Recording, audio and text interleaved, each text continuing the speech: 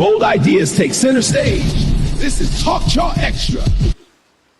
Okay, so welcome to another edition of Chaw Xtra, the XXL Convo. Today we are back to the basics, like with some retro vibe, right? If you've been following NITA Studios for the longest, for a minute, you would know that today's show is a typical Chaw Xtra setting, and I'll tell you all about it after I take a breather. But before we go, today we'll be looking at a very sad situation within the Ghanaian movie industry, in which they lost one of their very, very talented talents. That's Beverly Afaglo. Also look at the film industry, in which she was part of getting 20 million, and now people are now going through a tug of war over who gets what regarding that money. Mahama has also given out a fatted calf. You know, in the Bible, they give out the prodigal son when he was returning home. He got a fattened calf, right?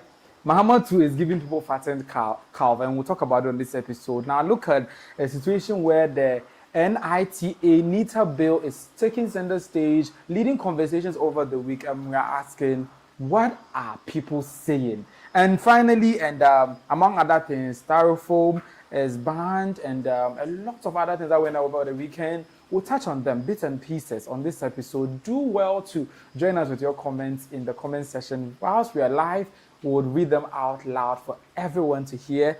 Until then, see you after this. From the stables of NITA Studios, where bold ideas take center stage. For all the big conversations and bigger perspectives, Chaw Xtra is the place to be. Chaw Xtra, Ghana's first live podcast with a premier vibe. As I said, today we are going really, really back to basics, like retro, right? Should I say drum rolls, or what should I say? Whatever the case, I want to introduce my guest at this point. I've spoken a lot. Today, I said I want to introduce my guest. Right? So, meet my guest, my regular panel member, MJ. MJ, yo. Where's your brother RJ? RJ. Wafahi. Charlie, ever boom medium. So today he's here alone. RJ will be here to answer. Yes, so because the thing I can answer man now. On the way you for. Of course. Then you will now look like the bad person. So the thing is, let's just leave it. Let's let sleeping dogs what lie. Right, so zooming right into my very first, right, I said I'm starting on a rather sad note. The movie industry was hit with the news of the demise of popular, should I say veteran, talented, award-winning actress Beverly Afaglo. We lost her in the wee hours of the week, I think on Sunday, and yeah, basically she was down for a while. That's the reason why at a point she cut down her hair. Like she was how do you even say it? That hair that people usually have that is very smooth, you know. It is sweat. Bald hair. Bald hair. Yeah, she cut it like she's bald. Is it out there? Like, because she had no hair. The hair was really, really down. And from what we've come to learn, probably she lost her hair because of what? Cancer. But before all these episodes of what she went through before she finally joined the Heavenly Choir, she herself saw it coming, and she was saying it. She herself was like, this and that and that and that is happening in my family, and I hope it never happens to me. So in view of that, we'll take a look at the video. I don't know the reason why the video is not there, but you should be looking at it right now. My life is at risk as well, because I can confirm that it's in my blood, it's in my genes. God forbid that I'll be part though, but I mean, my dad died of cancer as well. May his soul rest in peace, and my sister, so we are scared. And I think everybody, whatever you read online about cancer and how to prevent it, we must be serious about it, because cancer comes in different forms and you will see it coming, so yeah. What type of cancer did your sister die from? Oh, she went through all types of cancers. It's sad, from the breast to the spine to the blood to the brain to everywhere.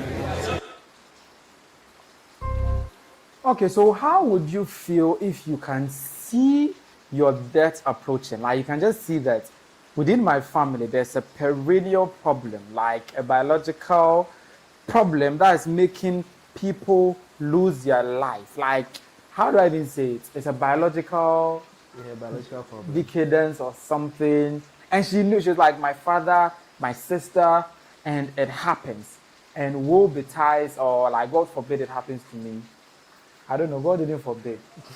Or what do you... No, why are you laughing? This is a sad story. Why are you laughing? You're making it sound funny by saying God didn't forbid. Okay, Of course. what am I meant mystery? Obviously, Let's get serious. Let's get serious, bro. Oh.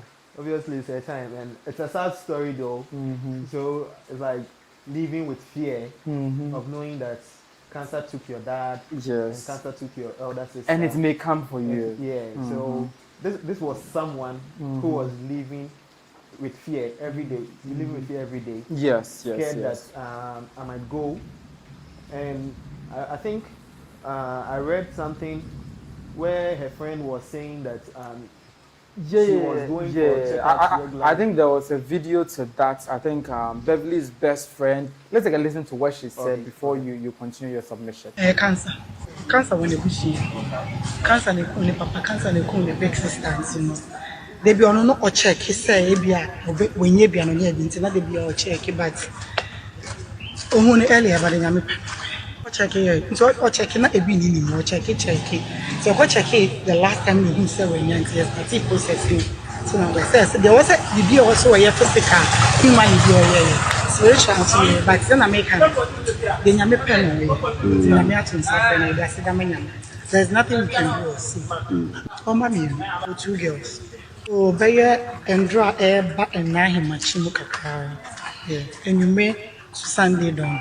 Nyame adomado for be chia obusia comfort na se ba Saturday e be 1 week or temahaya minimum holding that is around who do ni fi hajuda kema you find the location there.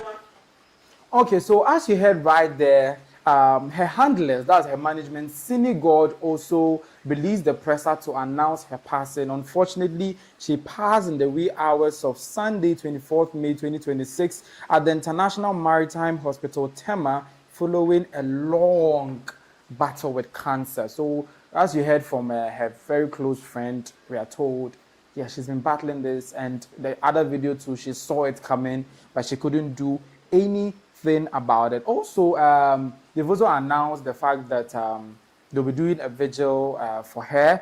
I think there's her poster, the vigil for the poster is out. That's they'll be having it on the 30th of May. 30th May. Yes, yeah, 30th of May. So that one too has been announced. I think the flyer will roll on your screen pretty soon. But you are talking about like what her friend was saying. Any comments on that? So it's a very dicey and scary situation she was living in. This says that life is very sad. Like, it proves that life is very, very sad. Knowing that something that took your dad and your sister could take you anytime soon. And me, I really feel for her. I really feel for the family also.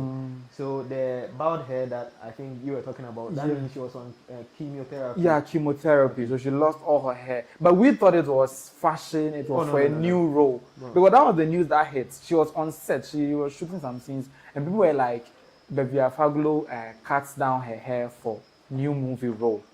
No, she was going through it. She was going through it. Actually, that's the word for you. You know, when you're going through something, no one really cares.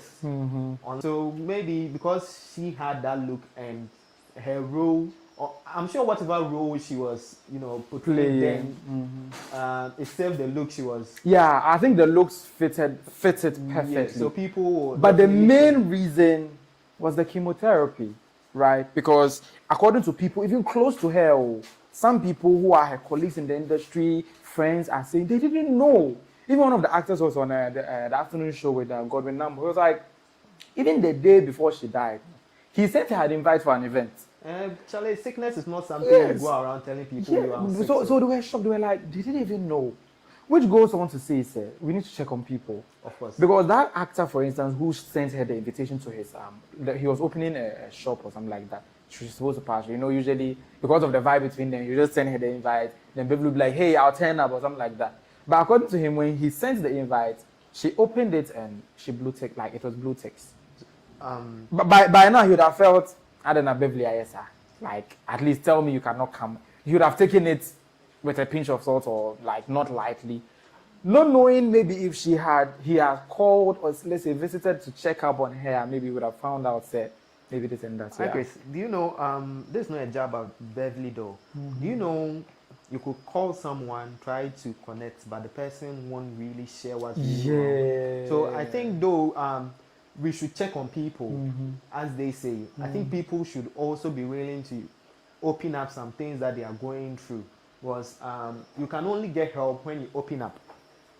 You get it? You can only get help when you open up to people. So I think people should also open up, talk about what they are going through, for people to give them the support that they deserve.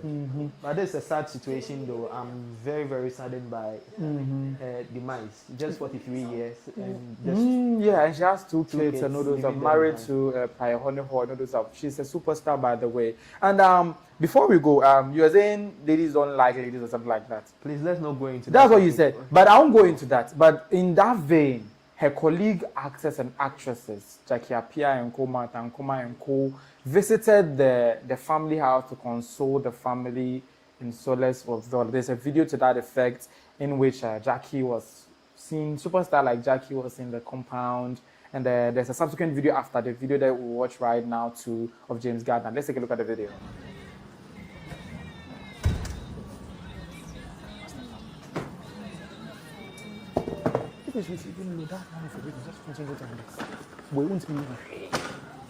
There's no am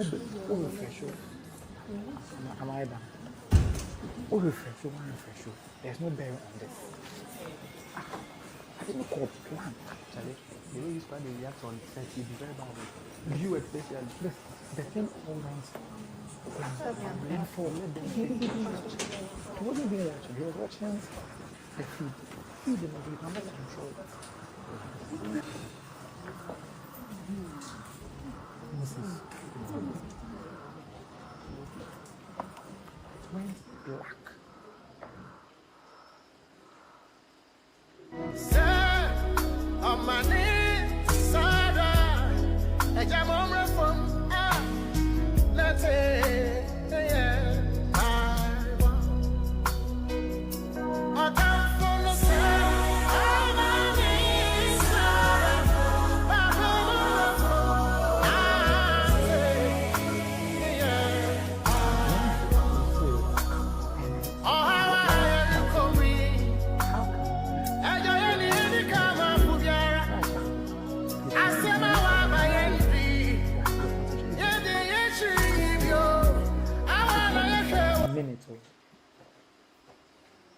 Okay, so as you saw right there, the male actors were there, James Gardiner and co, Jackie Appiah, Martha Ankomah. Most of the celebrity actresses were there. So they are there to show their support. And I'm sure if they knew of the situation that she was going through, they must have gone there previously, check on her and all those stuff. They would have done something. But Charlie, I think right now that the situation is out, we should be checking on their children too, because it's very scary. Very serious, so yeah. Now that she was like, it took my father, it took my sister, and I God forbid, and it has happened. It will also be like, it took their granddad, it took their... They'll now count about 3 people, and when they go into the family line, they can count about many people. Hey, they'll be living in fear. They need psychological support. So they really need help. And Charlie, we should check on people. Yeah. And people should also voice out if they are going through something. Because I think according to people, I think her best friend, she was receiving treatments abroad. You know, abroad they have better facilities for this and all those stuff. But according to their friend, at a point she was like, she's coming home to take care of her kids. Right? Even if she wants to die at home, in the company of family, rather than dying away. But I'm thinking, if that's the case, like this, we all know this is the case and all those stuff. Do you think it will not affect the fate of the kids in terms of marriage, in terms of they figuring their life out? Because you cannot just live your life waiting for cancer to take you away. And it seems at this point, that's the picture being painted about the Afaglo lineage. You see, like what vibe is it giving you? You are raising a very good point here. Even men will be afraid to marry from the family. You see that thing? And that's why I was thinking maybe they should have kept it from the media. The media could have speculated, but they shouldn't have confirmed it was cancer. The friend in the Bekanye. Friend in the Kai and a senior god, her management also said it in the press release. I think she also did an interview regarding. She did it prior, yeah. saying that her father, her sister went, and God forbid her. So she communicated it. She communicated it first, but now that she's there, we could have said, say, the family requests privacy. Don't we don't want to confirm anything. Charlie, privacy, the thing is already out. So the thing now, they won't confirm anything. Who say it will affect the kids? Imagine will you marry from the Afaglo family knowing this? I will enjoy from the Afaglo family. Not marry. Hey, Unyo. Anyway, let's move on to a very serious part of the conversation. A pastor B has sprung up, and all of a sudden it's like, he saw it, and the name start with B, and this and that and that. She's about to die. A lot of things about vision and all those stuff. Right. The video is there for you to see, right? And I would want you to see it at this point where the pastor said it. Ghana actress, pray for one of your actresses. She's about to go out of this earth. The lady is saying bye-bye to Ghana and to the world. First letter B. And that person is about to go. Obi did not go to 17. And the picture a few weeks. Any few months, they cannot be flash as this one. They will say Ghana actress voice baby and on social media baby. The picture or baby or empire. So she said, okay, so wait, let me explain what she said. He said one of the actors is about to be lost, like pass, and she's saying goodbye to Ghana. He said that in English, basically. So basically, he foresaw or foretold the demise of actress Beverly Afaglo, and it's like somebody took her to also then trees and also then 17 gods or something like that, and all those stuff. And she's saying bye bye to Ghana, and her name starts with B, and Beverly too starts with B, right? Your initial thought on this before I spoil you with my bad mind. Shit. Charlie, some people, some men of God are just there to, I almost said men of God. Oh yeah, men of God. Some people are men of God. Some people are men of God. The way you're saying, Charlie, we are I almost said the thing I said last week. You made me apologize for myself. I don't care. It's okay. No F word this week. Things are there to be said. Mm-hmm. Yeah, we have men of God and we have men of gods. Mm-hmm. So some people are just there to, just claim or reap. Should I say benefit? This is not beneficial. Just reap the news or get eyes on them. Yes. Yeah, when things happen. So you think they just say it for the clout, not for the benefit that we stand to gain from the vision that they supposedly got? So the things that deals with God, I won't say much from clout, but I've actually experienced something like that where before. somebody foretold something about you. I almost said foretell. Try to, foretell. Not foretell, but try to get something out of me. There are prophecies that. Okay, let me speak about my experience. That the person took my contacts, met me out on the roadside, took my contacts, and he was a man of God. Started typing a whole lot. These are things I'm seeing about you. Then. So said a whole lot about. And was it realistic? Was it matching? It wasn't matching. So to me, what I think he was trying to do is employing a strategy of let me say a lot of things, and I'll say, oh, okay, this thing relates to me. And then your bullshit memory will just scrap the rest and pick the one that relates to you. Yeah, pick the one that relates to you. And when you give the person the confirmation that this relates to me, it gives the person the chance to say more regarding go that deeper into it and all those stuff. Do you know something that I'm saying? I don't want to spoil your thoughts process regarding this matter. Some people are saying Beverly was very open, bubbly, very, very communicative. Everybody loved her. Everybody who met her loved her. And she wasn't hiding the cancer thing in her family. So some people are speculating that, where did this man of God went off? What was going on? Let's say, is it the way that the friend knew she was at the hospital, she's battling this and all those stuff? What if he got wind of something like that? And he knows very well there's a history of it has taken the father, it has taken the sister, and he definitely knows it will take. So just say it, and I think when it happens, it will be like, manka. Like, do you think something like that? The man of God can do something like that? He can do something like that. Let me put what you are saying aside, but let me chip something. It's related to what you are saying, though. So you saw such a vision, and definitely, I'm sure God will not just show you an alphabet that someone with the name B is about dying. Definitely, God will show you the picture. The person, and since you knew of the alphabet, definitely you know the person who is about to die. Did he go to Beverly? Make attempts to go to Beverly. Usually, you shouldn't make attempts. Charlie, things regarding life, knowing that in the prophecy you said 17 gods did you go to Beverly? You shouldn't make the attempt. You've seen it. That means God has shown it to you for a reason. And I try to say that the same God that showed him about the death can also show him where to find her. Charlie, okay, so he preached, right?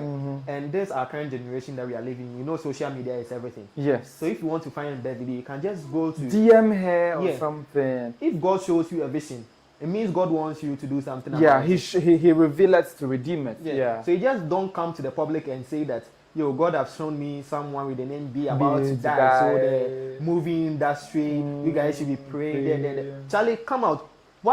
What exactly did God show you? God will not just show you someone about to die with the alphabet B, the initial B. And there's nothing that can be done about it or a way to redeem the person.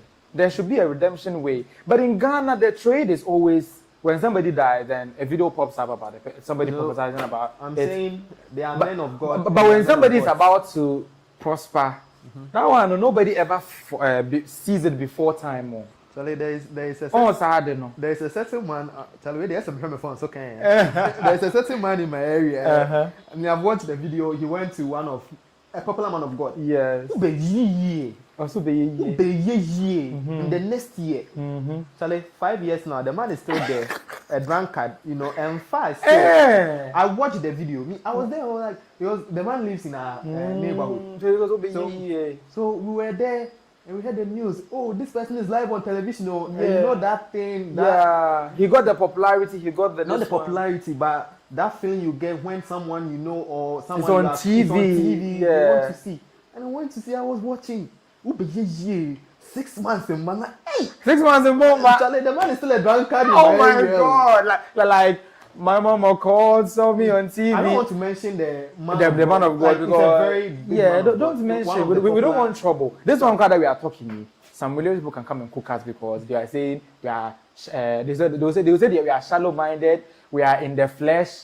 We are carnal-minded and all those stuff. That's so why they say that's why I'm here with my toxic personality. I don't care. You don't care, but me, I do small because of the platform that I'm on. I respect the platform, so I wouldn't want any church to be peeved on me. But basically, people are speculating that these men of God should go beyond using these prophecies to garner cherry favor to themselves or gain popularity. When in this country, when a man of God came and said he saw the helicopter crash, you remember that one of the government officials? I remember. And then the next time, the person went and prophesied about, I think, the Black Stars or something, and it's like a chafa kind of thing. It didn't come to pass. And now the person now did Facebook Live to explain. Hey, so is there really, you are not even the best person to ask this. I wanted to ask if there really the prophecy thing or is prediction thing here. When one man of God, I think during the elections, I don't know, I'm not really getting the memories and the story right. Prophesies that if a certain party doesn't win, they should burn down his church or something. I think the man of God did that. It didn't come to pass. And people didn't also burn down the church. And people are still in the church. Still believing in him because he has come to this one. And they always use this phrase, touch not my anointed. But how will you know he's even anointed? So, one person, I don't really believe in a lot of stuff. I'm just here, I'm the type of person who says that you should go to church for the word. So as a man of God, your sole thing should be about the word that you are preaching to people, because it's the word that will send them to heaven. But these days they preach more about the earth that they said we should forgo. No, they'll tell you get passports. They'll tell you you go abroad, you get money, you get this. some people, they'll tell you about prosperity, they'll never even tell you about because heaven. we are hungry. That's what we want to It's hear. very bad. Yeah, we are hungry. It's very bad. That's what we want I to hear. won't also mention a pastor's name, but the pastor was able to generate passports in his shoes for a church member in church. So God didn't give you ticket to heaven or anything that would save your life, salvation. But he gave you, I think, passport or something. So now they print passports in pastor's shoes. But anyway, I think we should move on from this. We should move away from it. And moving on, I think the pastors should do better. They should start, let's say, see more better things than this. Of course. Yes, they should do better. Yeah, they should see. Yes. I don't know why they want eyes on them. Like, are they paid salary? Pay salaries as in what? Charlie, you know, they are paid. But one thing is that if they get popular, they are paid. You should get it. Let's end it there. They are paid. Yeah, when they get popular, the women, I dare say women, people would go there. They get women too. I didn't say, okay, I'm withdrawing women, but people will They go get there. women too, But bro. women ply the trade a lot. Papa way, or yes, or you ja. On the who say Beverly Afaglo and Okaye, Tinomon Kono. You know, some people are sick, like really sick, having all sorts of diseases, kidney issues, and that. Yeah. And they will be taking some drink. I don't want to mention the name. Some Sobolo, just say it. Boy, Just like, say it. Oh, by the way, yeah, let's not go on the Sobolo era. Hey, before they come and finish us, some comments in the comment section. A lot of people are watching us live on YouTube. This conversation is live, as I said. It will also be available after the show on Spotify, Apple Podcasts, YouTube Music, and Amazon Music. So do all to check out on those platforms. And also, if you are watching us live right now, drop your comments. I'm about to start reading them right about now. The first comment is by Wooded. It's from Wooded Echo. I beg your pardon. He says, I'm the first one here, and he's laughing. Yeah, thank you very much for joining us as quickly as you can.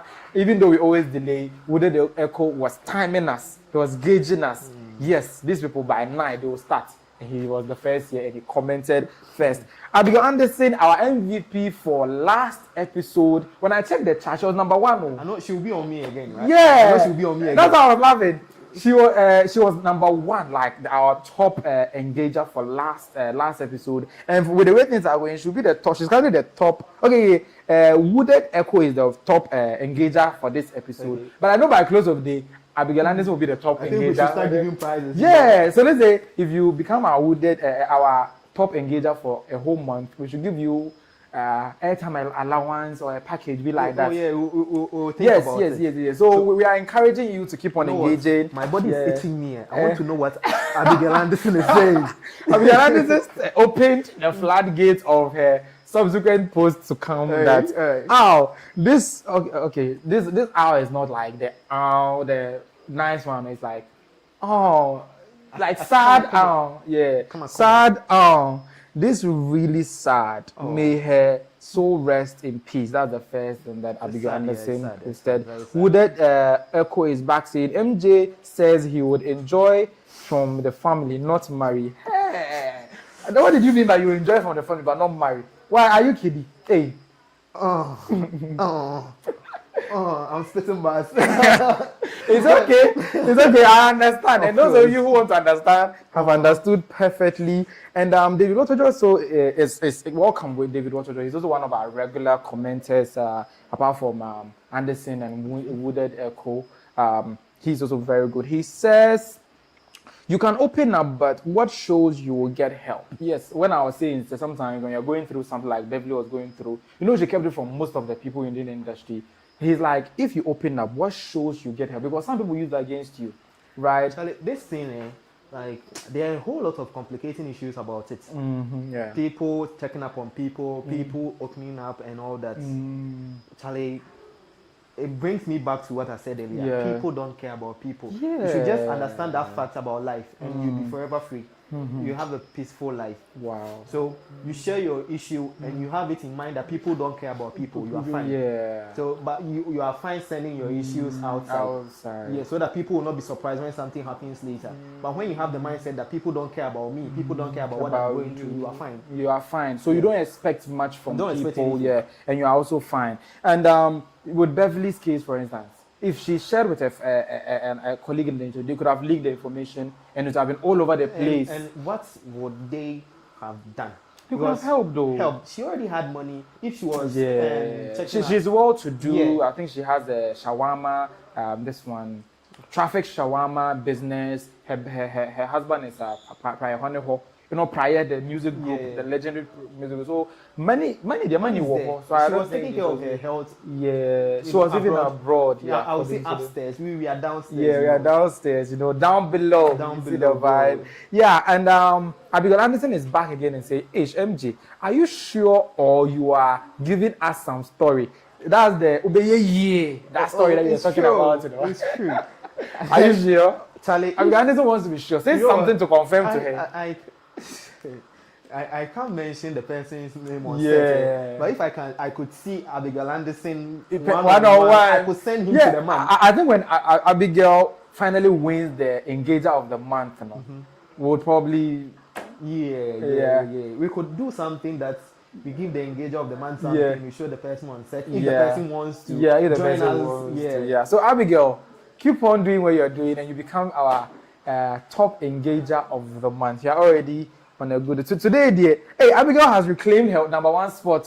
She will. She has taken it from Wooded Echo. Yeah, let me move on to the next topic. While some people are busy mourning the demise of our this one, what do you call it? Our actress.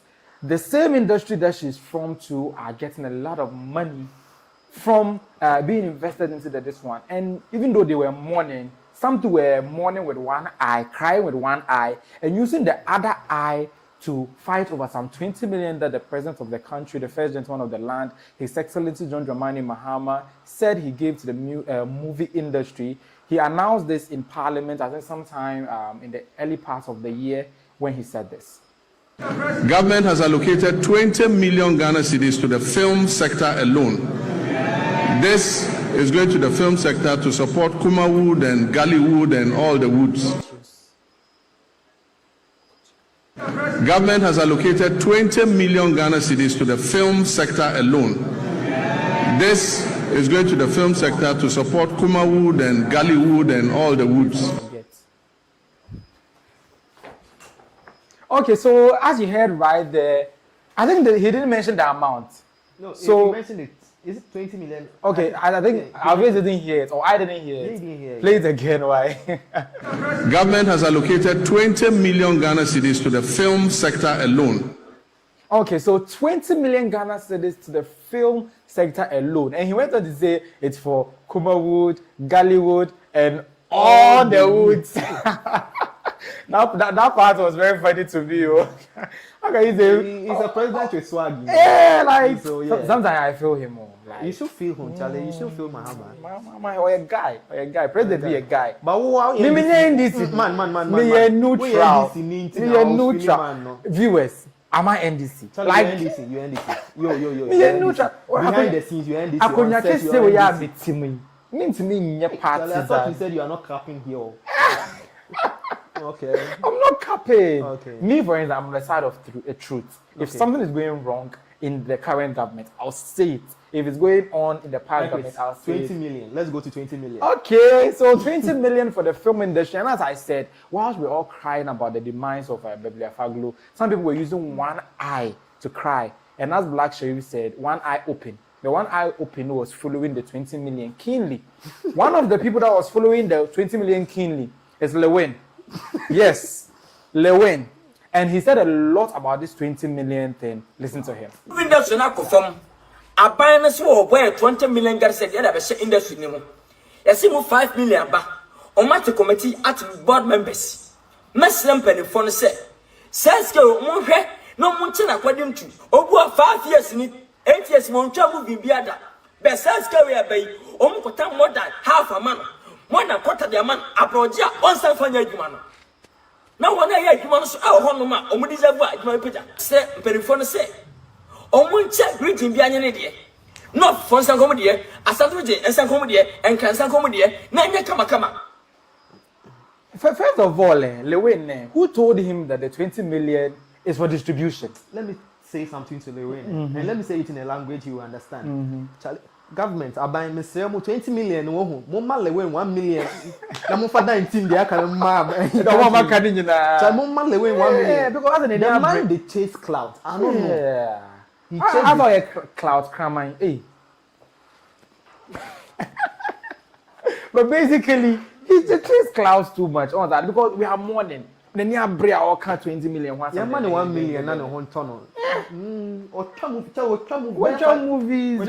Now claim say what they produce or money or direct or money or say or they about 5 million or so in a year style movie you know Ibrahim Touare or something like that. So people like you shouldn't be fighting over 20 million. 20 million should have been small for you. Or fighting for the same him who said he has millions to produce movies. Charlie he has millions. Charlie will be a pesca more. A program in Sotogo. Bro, of course. Into who say we Johnny Juan Bantaman the Casa. Yes, can be Anna Diobenyano. A bit shot. It's Miss Rabbi.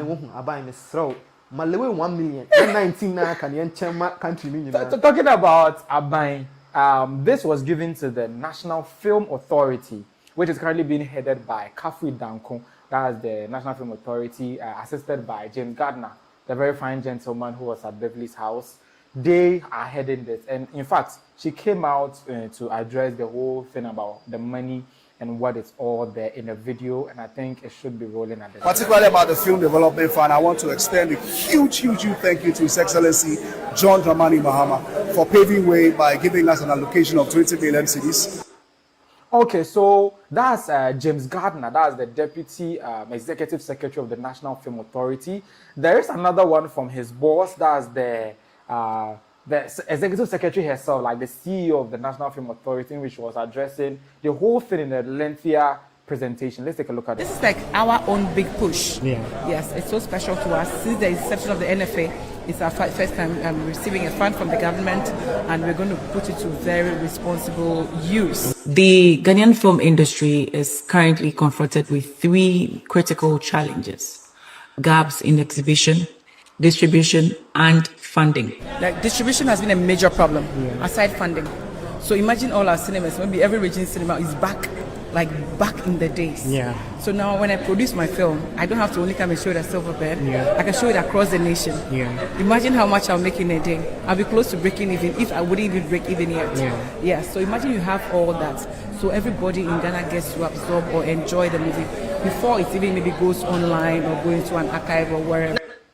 So listening to the Executive Secretary of the National Film Authority, you can see that she has a plan for the 20 million. She's like, the places that they view the movies is limited, which means that she's thinking in the direction of distribution.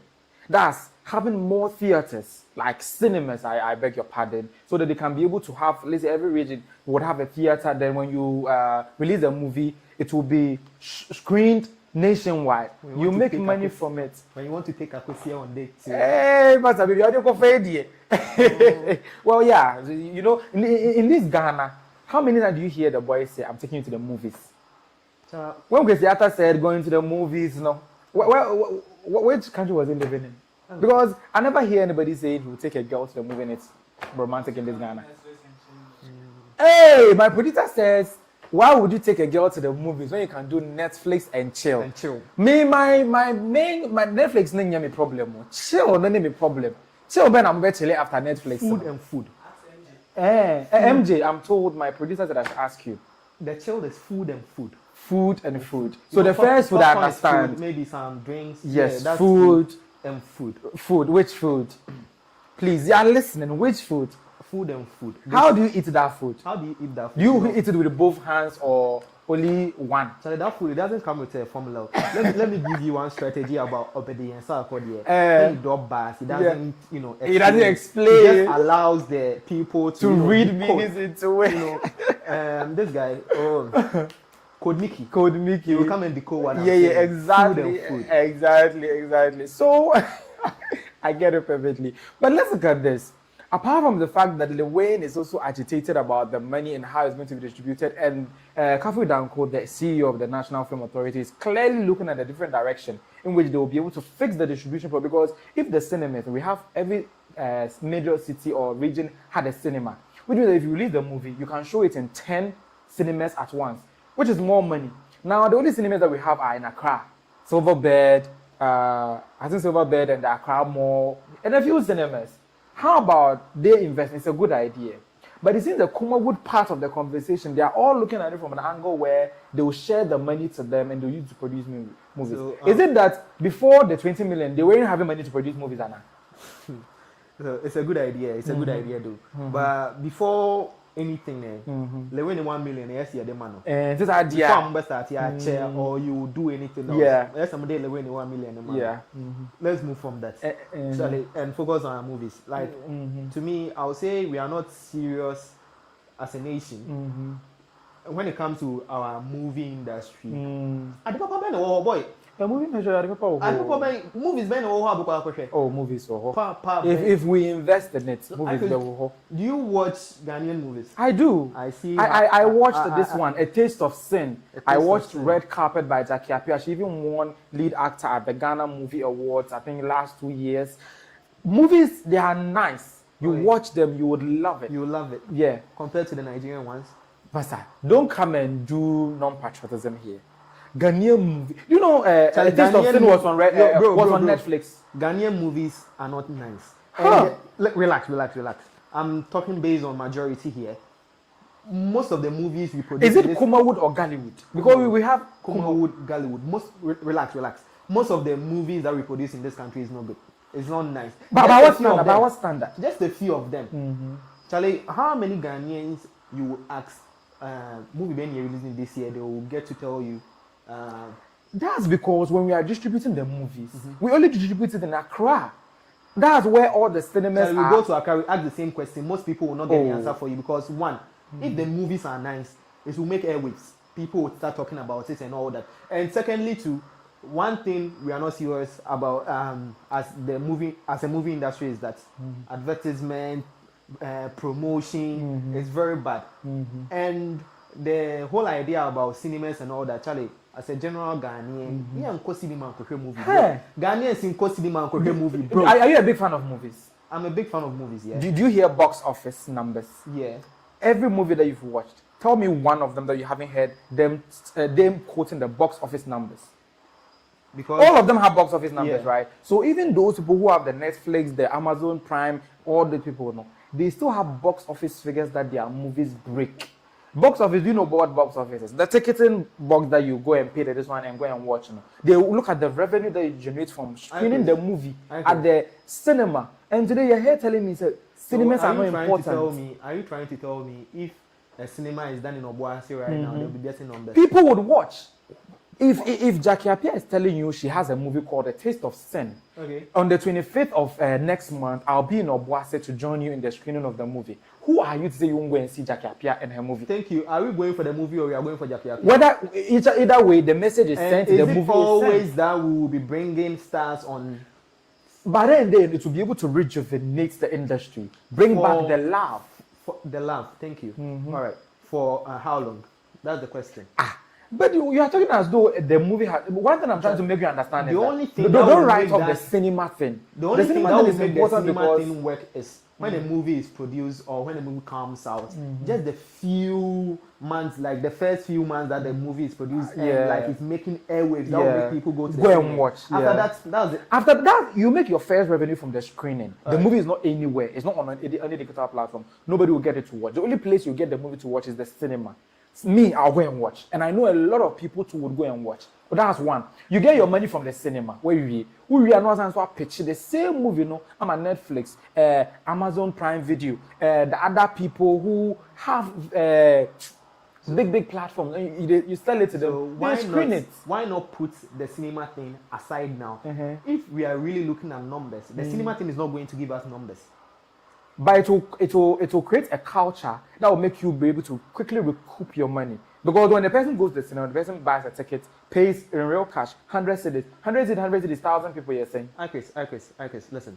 If we are to invest more into our movie industry, make the movies nice, and people start watching the movies as in online, they start seeing that, the Ghanaian movies have started being nice, and that's a strategy they can employ now.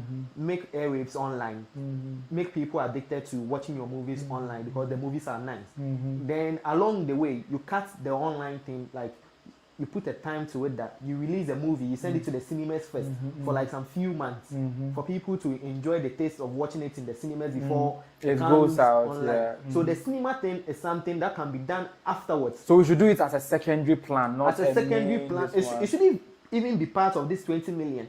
Charlie, so using it to build cinemas is a lost cause. It's a lost cause. This should be into developing our movies, making our movies nice. Most of our movies. So they should the quality of the movies. Of course. So you are saying NFNO is the quality. And they should be using black magic. They're writing to the storyline. Storyline. Oh my side, not Gollywood. Where problem? Some Kumawood movies are like that, but Gollywood movies, the glamour movies. No, is the money for Gollywood alone? It's for Gollywood, Kumawood, and the rest. But so, I'm not trying to look down on Kumawood, but we know Kumawood. So look down on them. No, some of them they write script by side. We will say, "Obiaba no ejinaho," or some then like some weird stuff. But with Gollywood movies that you have for Nelson, Jackie Appiah, Ankomah, James Gardiner, all those big stars seen. Have you ever mentioned one movie that you ever even glanced on that is that bad? Is it on the unya? No, because because the reason why I mean is that because Gollywood has spoiled the taste of Ghanaian movies, so I don't really enjoy watching Ghanaian. I don't watch Nigerian movies cry. You people in the neo-colonialist perspective, are there any white among people? Charlie, I didn't support your own. It's not about being white. I didn't fire. But I'm recommending Red Carpets for you. It was premiered about 2 years ago. A Taste of Sin. It's on Netflix. As you said, you can go and watch. As you are recommending it, you find me someone, I'll do the Netflix and chill. Okay, Jamai. Charlie. It's Netflix and chill. How can I do Netflix alone? Talking about the Kumawood people, Eric Nyamiche, a veteran legend movie producer, also waded into a discussion about how this whole thing is happening. Apparently, in a video that you should be watching in a bit, they put together, they launched the National Ghana Film Development Fund. That's Kafui Danko, the CEO of Ghana Film Authority. They launched it. That's the Film Development Fund, in which they will put the 20 million there. So they'll use the 20 million to develop the whole movie industry as a whole. You see the vibe? So now they put together a committee, and the committee is supposed to see to it that they develop the movie industry with the 20 million. But let's listen to what Nyamiche has to say about that particular 20 million and the committee regarding it. No, this is Romeo. This is Nana Romeo. But we are looking at Nyamiche, a producer who is supposed to be addressing the committee that has been set up to look into the matter. If you have the video, let's roll. President Iskayaba. That's it. President Iskayaba. What is Iskayaba? So President Ayaya. I call Parliament a body mode. At least there's a pro-president of a brave class in here would see. And no one to hear no more dear my power committee. No committee now, power. One for beer from Kumawood and one for beer from the street. Let me put that way. Because your street one and your war, other ones, they were nasty students are more almost to see your project. And yes, you are not to see your project. You know, this is now scanning there. And it's a whole power committee, now for committee one. Again, nasty students, and I said, let me put that way, and Kofua, and the year book long, at the quite so me, I apply the answer will be from other streets. Now, where Kumawood in the answer months will trust that movies, maybe not or quack apply. And you might be the man on to me and to select our maintenance and cap. And to me, I can say, okay, so we found committee one. When you benefit from the Kumawood, and I said, go phobia or more and streets at least almost 2 years to see a human. Okay, so as you heard right there, he says the committee that the National Film Authority led by Kafui Danko put together has only the Gollywood people, the elite in it. It doesn't have the quote-unquote, quote and unquote, the illiterate Kumawood side in it.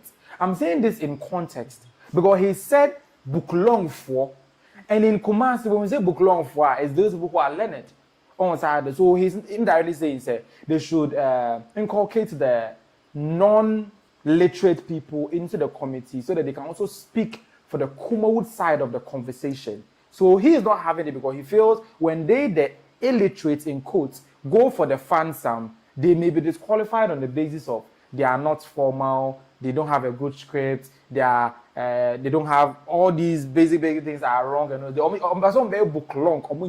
They were saying Kumawood new to represent them. What do you make of this? It's funny, bro. It's funny, bro. So, why should they even share the money in the first place? That's what I was saying. They should use it for develop the industry, marketing, distribution, and the rest, rather than sharing it. But the Kumawood people, when they just had 20 million, what they had was 20 million for sharing. Yeah.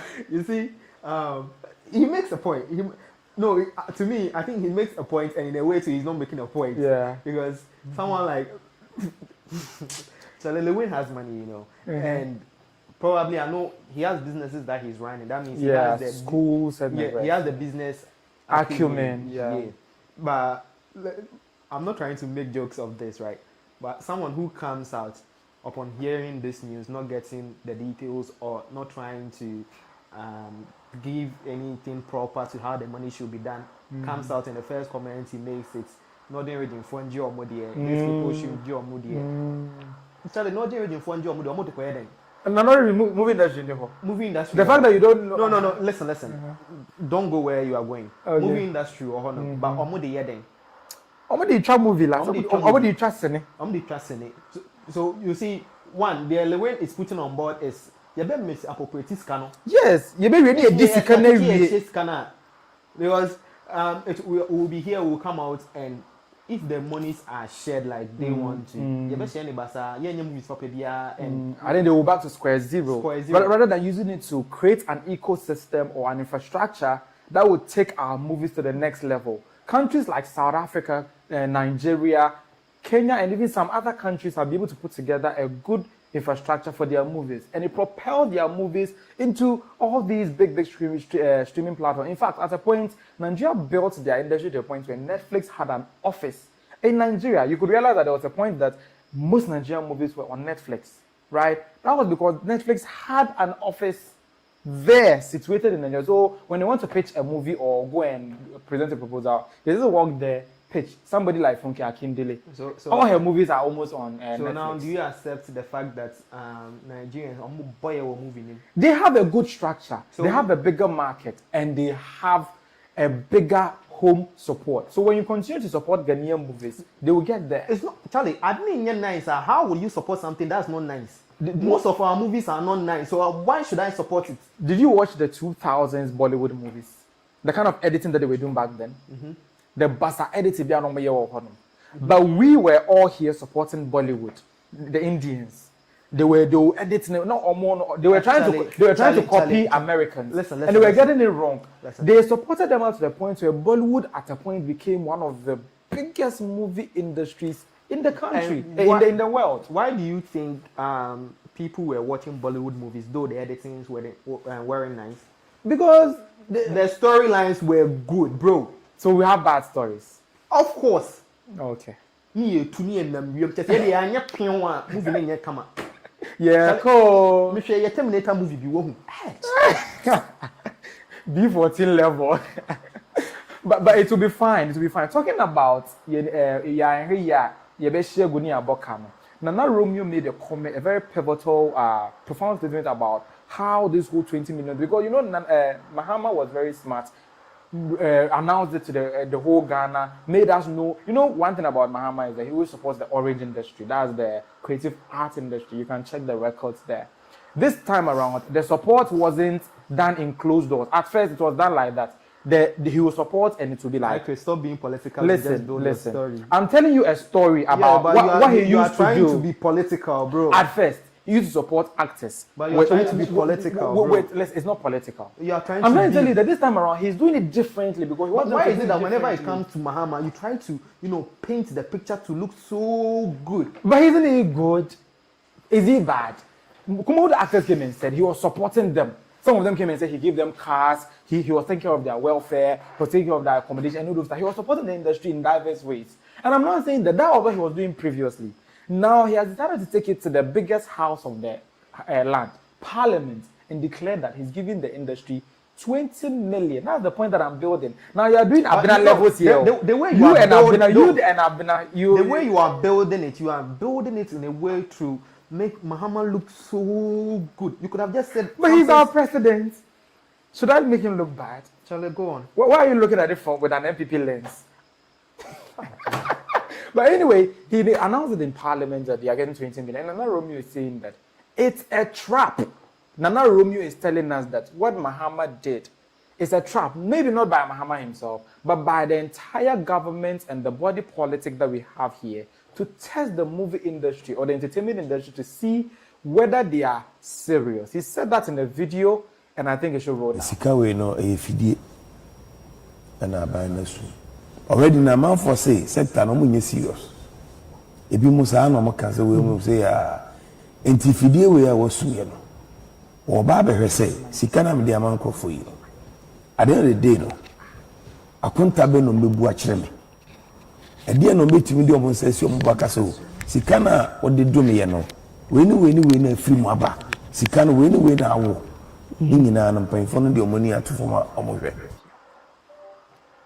So he says it's a trap, and if they misappropriate these funds, it will send that message. We told you so. We told you so.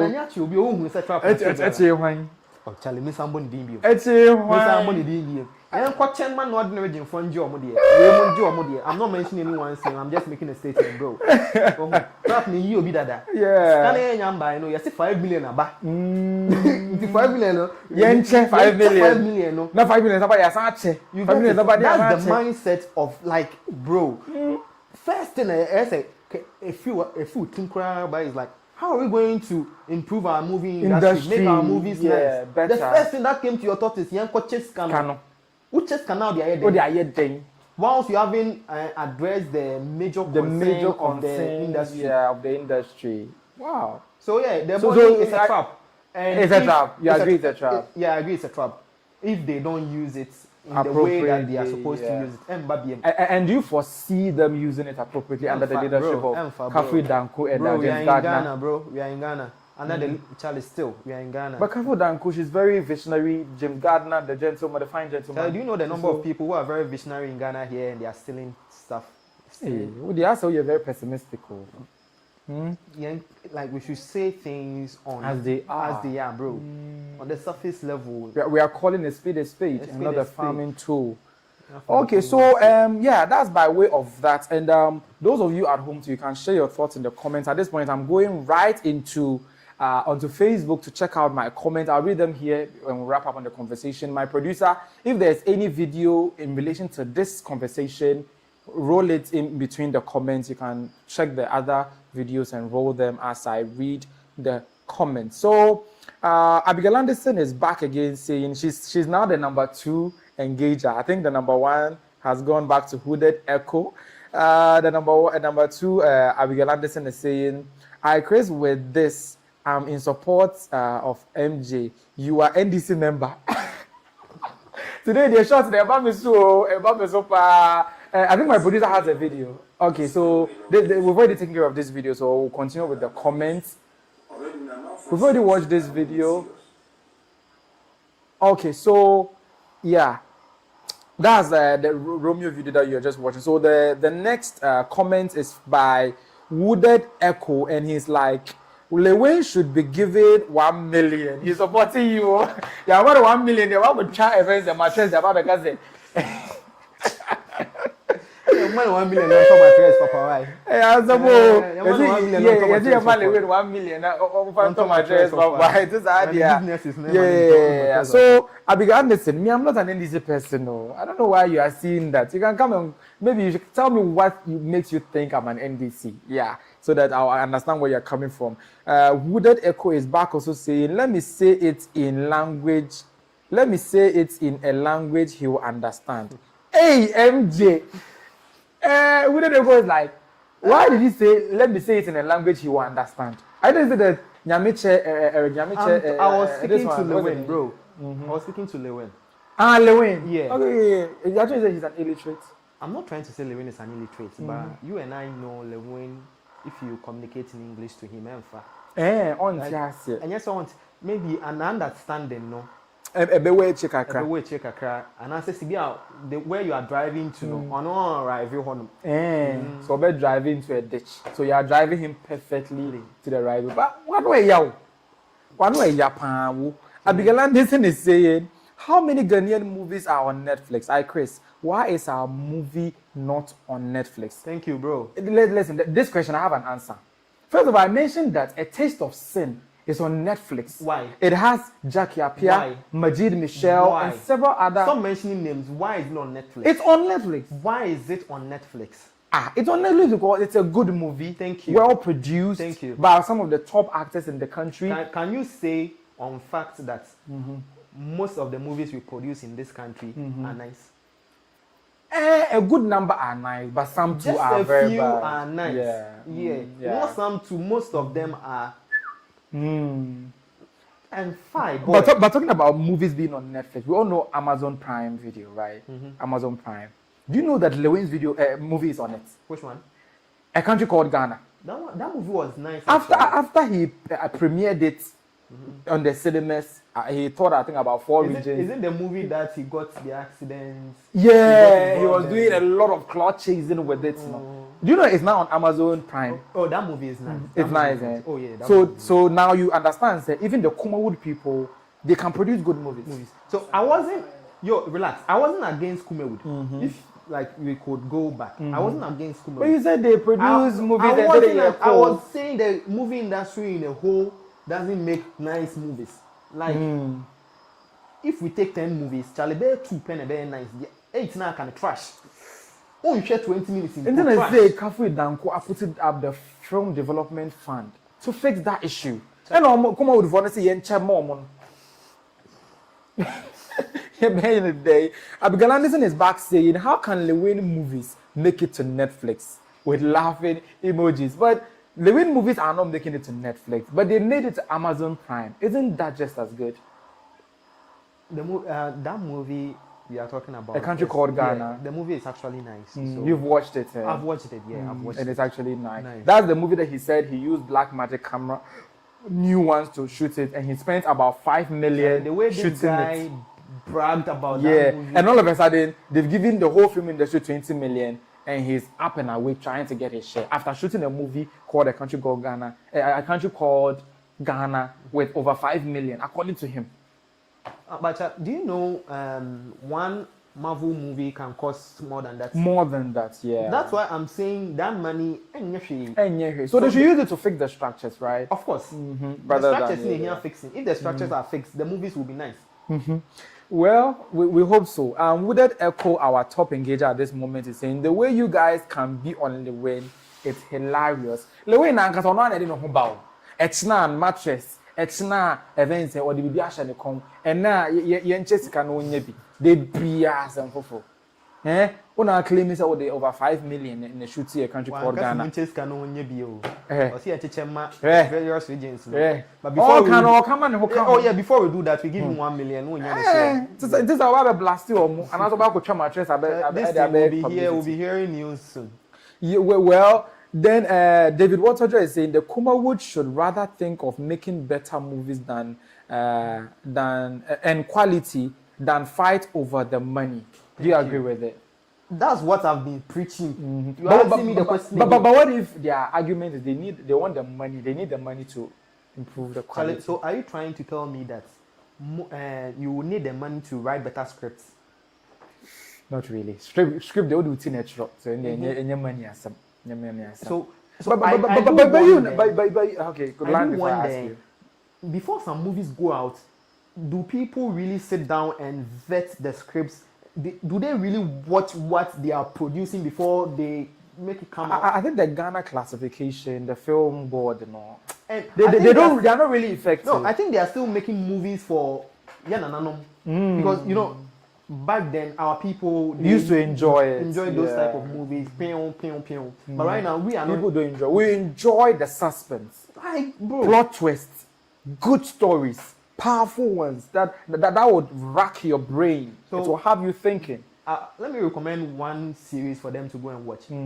This movie, La Casa de Papel. It wasn't about the money action, heist, the shooting and all that. It's the storyline, the brain behind that movie. And the story was powerful. The story was powerful. Talking about money heist, I think they are rebooting it or something. Oh, they are rebooting it with Berlin. Oh my God. Berlin is nice. Yeah. Oh my God. So I'm done watching Berlin. But I also did. So just imagine if like a movie can create such a suspense. Yeah. That was from Money Heist. Yeah, Money Heist. And right now it's drawing viewers. Yeah. Though the movie back then, and about 4 years and ago, they spinned off to Berlin. Yeah. Now they are rebooting Money Heist again. I think they will continue the story or bring another. So just part imagine of if it. our movies were nice. Yeah. You could watch a movie 5 years back, and because of that movie, it will make you watch more of our current movies. But because but some of our current movies are nice. But I mentioned Red Carpet by Jackie Appiah's Samira production. I'm not disregarding the Taste of Sin. Some of our current movies are not nice. Just that most of them are not nice. Yeah, so you draw, you can look at the glass in two ways, half full or half empty. I choose to look at it as half full. But you only there's like half empty now. So the money is coming for the country as a whole to utilize. And we can't just focus on one aspect that these people are making good movies, so we should give all the money to them. Definitely. Ebi beba Sankwas for no. Ebi beba dey Sankwas omo nya movie papa ne honam. So if the money gets into their hands and they are not making good movies, so we should give it to people that we know. Not give it to people. Build good structures. Yeah. Right now you are saying we have good movies. That means they have something that they are doing that's nice. So why not go and learn from them? What are the stuff you guys are doing that's nice that we can implement in what we want to also do? You get it? Okay. So we should learn first. I think there should be an education for the whole industry. They've been organizing national film summits and fast still. So there should be an education for the education. So they should go down to the roots. Yeah, even lecturers still go for them to be refresher courses. So there should be an education for the education that they are giving them. I won't go into that because it will be a long conversation. Sure. David Waterjoy is back to saying Lewin is just chasing clout. Do you think he's just a clout chaser? Of course. Why? Doesn't he only right and answer, didn't he? He has a right, Charlie, but you shouldn't be asking me why. And yes, I'll be saying let's move on to another topic. And over the week, I think starting from Wednesday, there was a major celebration in the whole Ghana, in the whole world. But our Muslim brothers and sisters, they were celebrating Idul Adha. Idul Adha. Yes, they were celebrating it very, very well. The one that they will kill on a live cows. But basically, the whole streets of Accra was flooded with cattle, livestock on the streets. Everywhere you pass, you are seeing a lot of livestock due to the Salah or the Idul Adha that they were going to celebrate. And at the end of the day, somebody took his phone and lashed out at authorities for allowing this to happen in this video. Greater Accra Regional Minister in the Wadawu Kasa na yene de. Kasa na yene de. Where the heart of Accra Kanda no. Kanda Ufrika ukudi eko Kanda kusi asalam da. No. Look. The heart of Accra. Oh, wada mama nda so wada. Look. Ahina we wait me akoso. Entimi koso baby ya.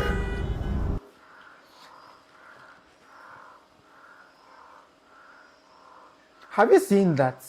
Livestock, these cows, bulls, and whatnot are on the streets because we are celebrating Salah. So the Salah day, we always celebrate it too. But must we make a scene, like make the entire capital, most part of it, look this bad just because of that? Don't we have a segregated place for these things and those who want to buy them and all that? Have you heard this track before? Me do me home.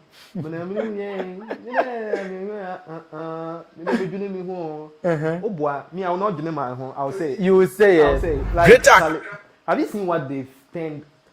Your capital is the face of your country. I don't know if you know. Yeah. The capital city is the face of the country. That's the country, yes. So if you can do this in your capital, then what are you trying to say about the country? The country is all messy. No. It's all messy. So they are trying to tell us that up till now, in this current generation and time we are living in, there is no place for such a business to operate in. Cattle to be like, let's say, there's a cattle farm that people can just go there and they know that they are going solely for cattle. Yeah, or a ranch or something. Yeah, that we have to come here, the roadside. And put them there, and the whole place was muddied with cow dung. It was smelling, stinking. Bro, according to people, that part of the city. So imagine was a stinking. tourist comes to Ghana during that time and films this. Ghana is a filthy place. Shithole, bro. Right? So, hey, also shithole. Wow. But talking about these all things that we're talking about, other people called out the minister. That's the Greater Accra Regional Minister.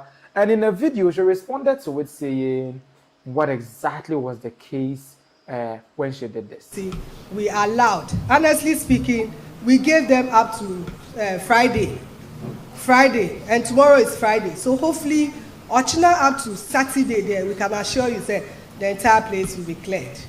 Because we met the opinion leaders and Chaw. I mean, this is the first time this is happening.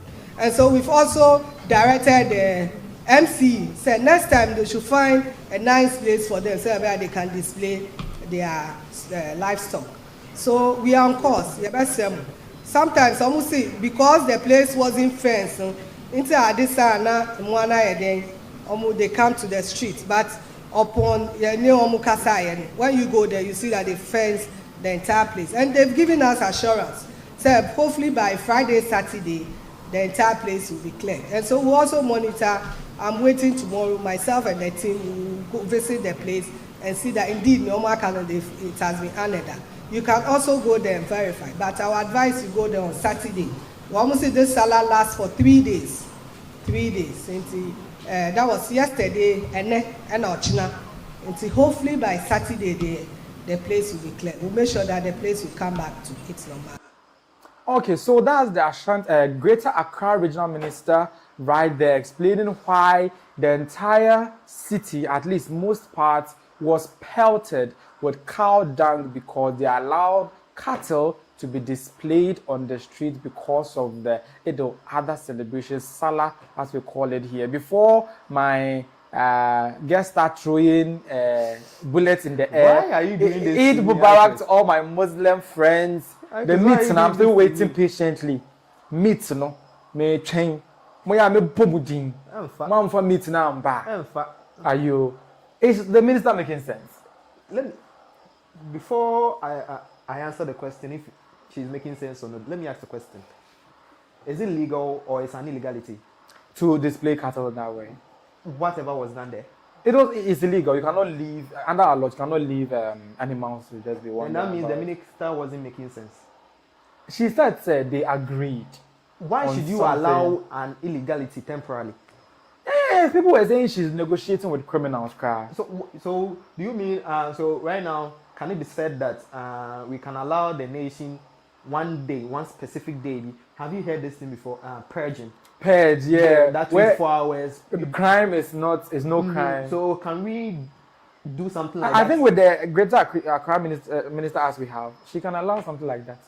Why should you allow an illegality? Though you are saying it's just temporal, like it doesn't make sense, bro. But don't you think they are trying to be more accommodative to our Muslim brothers and sisters? So if you had, John, sorry, relax. If you had what sense, continue.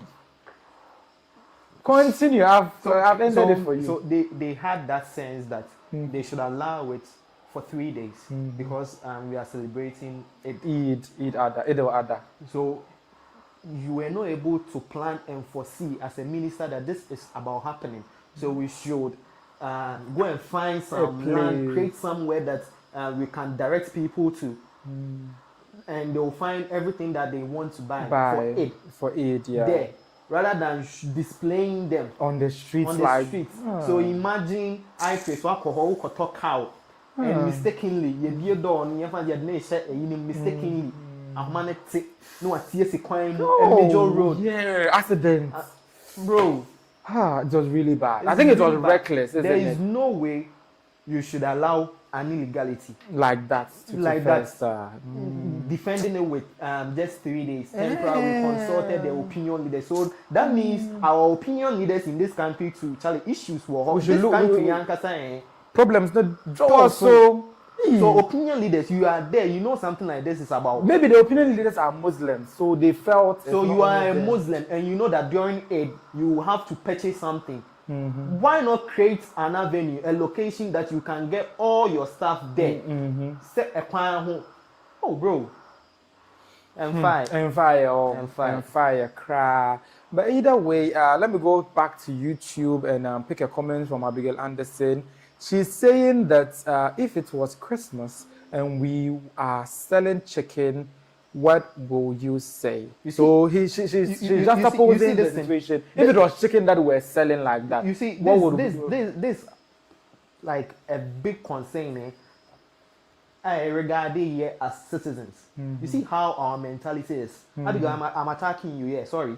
But you see how the Ghanaian, your camera. You see how the Ghanaian mentality is that because an illegality is allowed for a particular group of people,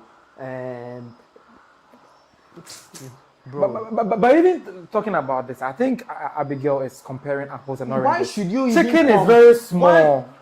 Cow is big. Chicken is small, and so what? An illegality is an illegality. You shouldn't even make any comparison here. You are trying to bring Muslims and Christians into this conversation. This shouldn't be the case. This is an issue regarding the national interest. Yeah. You shouldn't bring Muslim, Christian into it. So they will start religious sentiments into it. So we should remove the religious element from it and just assume it is just random people displaying cattle. This is something that Chinese Muslims in Ghanaian cattle.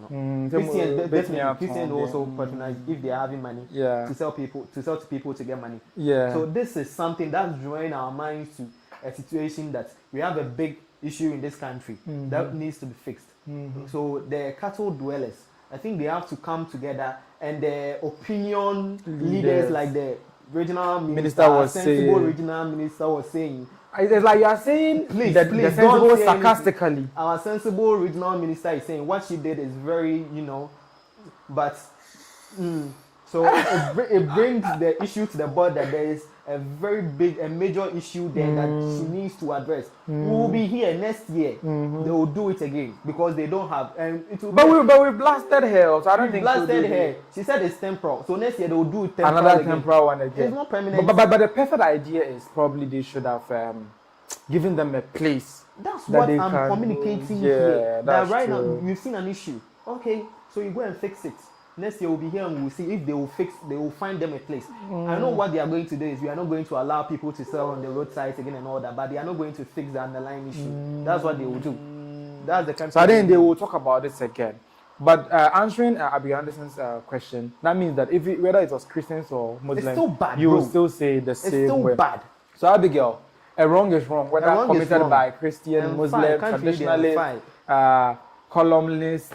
Was the minister vetted? She was vetted and approved by the FDA. Sorry. FDA. No. Parliament, please. But this FDA issue. This food and drugs, yeah. We have more from FDA later in the show, but for now, I think we've exhausted this. And now moving on, producer, center me right. Moving on, the NITA Bill is making waves all over the Ghana, the whole Ghana. Exactly, yeah. And the NITA, it's not a NITA, a NITA Bill. And the NITA Bill, it's a bill that is presented by the National Information Technology Agency. The National Information Technology Agency, which is a public service institution established by the Act of Parliament Act 771 in 2008 as the ICT policy implementing arm of Ghana. Over the past few days or weeks, there's been a lot of hullabaloo, rage, and comments on social media about this bill that is supposed to regulate the ICT or the IT sector of the country. And the people are saying that government, you didn't contribute to building the infrastructure. You didn't contribute to facilitating it to become what it is today. You didn't do anything to probably blossom the industry. All of a sudden, you've seen an industry that is thriving. And the only thing that you can think about is how to tax the life out of it. You are now taxing the life out of the IT sector when you haven't done much to fix it in terms of infrastructure, connectivity, aiding it with tax holidays, funding it, and all those stuff. Is it that our governments don't just see anything in us apart from what they can make from us in taxes? Why are you laughing? It's funny, bro. Mm-hmm. What you're saying is funny. Mm-hmm. And it's true too. Mm. Yeah, I think they only see us as tax machines. They're just trying to milk us here.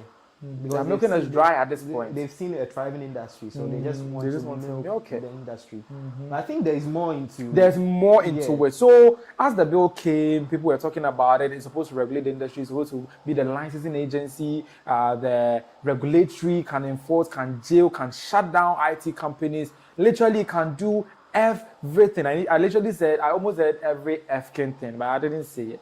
But basically, people are very, very, very worried. They are wary of this variable. They're like, no, it will stifle the growth of the industry, because how can you tell me that you want to take 1% of gross revenue? When I make money, you don't even care whether I made profit or not. 1% of my revenue, you want to take it. You see that part of the bill that says gross revenue, you could have said, say, 1% of profit, which means that if you don't make profit, you will not pay it. But I tell you gross revenue, that means that you pay it as an expense. So the government is trying to tell you, I don't care about you. Yeah. Whether you make profits or not. What I care about is that when it doesn't make money, may timidate film, then I'll move on. So in view of the miscommunications and the things that were rolling out about the whole thing, the minister and basically I think that before the minister started to engage and all those stuff, the NITA people, the social media handles of NITA, said there's a lot of miscommunication about the bill and what it stands for. And they released a communication to clarify some of the things. And I hope some of you have taken care of, has seen it in some of these releases that you should be seeing on your screens right now. So they were saying that they are clarifying, that's response to concerns regarding NITA, the proposed bill, fees and charges. And in it, they are saying, those saying the bill is illegal and they are enforcing illegality and all those stuff, it is not true. They are only enforcing what has been put together by other bill laws. As I read earlier, NITA was put together by an act of parliament in 2008. Right, so the agency has been there a long time ago. Just that now they have become popular because of the money that they want to take from us. They want to enforce it. They want to also enforce it and also clamp down a lot of things within the industry. That's the reason why it's now trending everywhere. So if you look at the presser that they released on their X handle, when you read the details, for want of time, I can't be able to read it all. You can check them out on Twitter. That's NITA Ghana at NITA Ghana. And you'll be able to read some of the details that they put together right there about what they are supposed to mean when they were talking about the bill. And one of the salient things that we can take away from that thing is that, one, the bill is not enforced. It's just a draft. It hasn't been presented to Parliament yet. And what we are seeing now is because the draft is making an impression that it's very threatening to. Yeah, the draft is bad. You see that, right? So people were reacting to it, and now they were now saying this. And in line with this, they started also putting together engagements, try to engage policy, the opinion leaders not greater in the industry and all those stuff. They first of all had a first meeting. They had to reschedule, bring in the Honorable Communications Minister Sam George, we all know him and all that. I think they have communications to that effect, which should be rolling on the screen. And they set the dates, try to try to engage the media, and they did it via an X space, which is currently as you can see right there, they were trying to make it clear to people what exactly the case is, so that they'll be able to know what NITA means and what NITA stands for. Yes, so basically that is what that's the attempt that they were trying to do. They did the stakeholder engagement. Sam George posted that picture they are seeing right now, and at the end they clarified things. But let's look at a few takeaways that we can take from the engagement that they had with the media. Let's look at that few. This one, the engagement that they had with the media. That's the stakeholder engagement in the Spaces, X Spaces. It was hosted on X. It was also taking questions on other social media platforms that you can think of. They were like, the current bill online is not the final draft. That's one key takeaway take from the stakeholder engagement.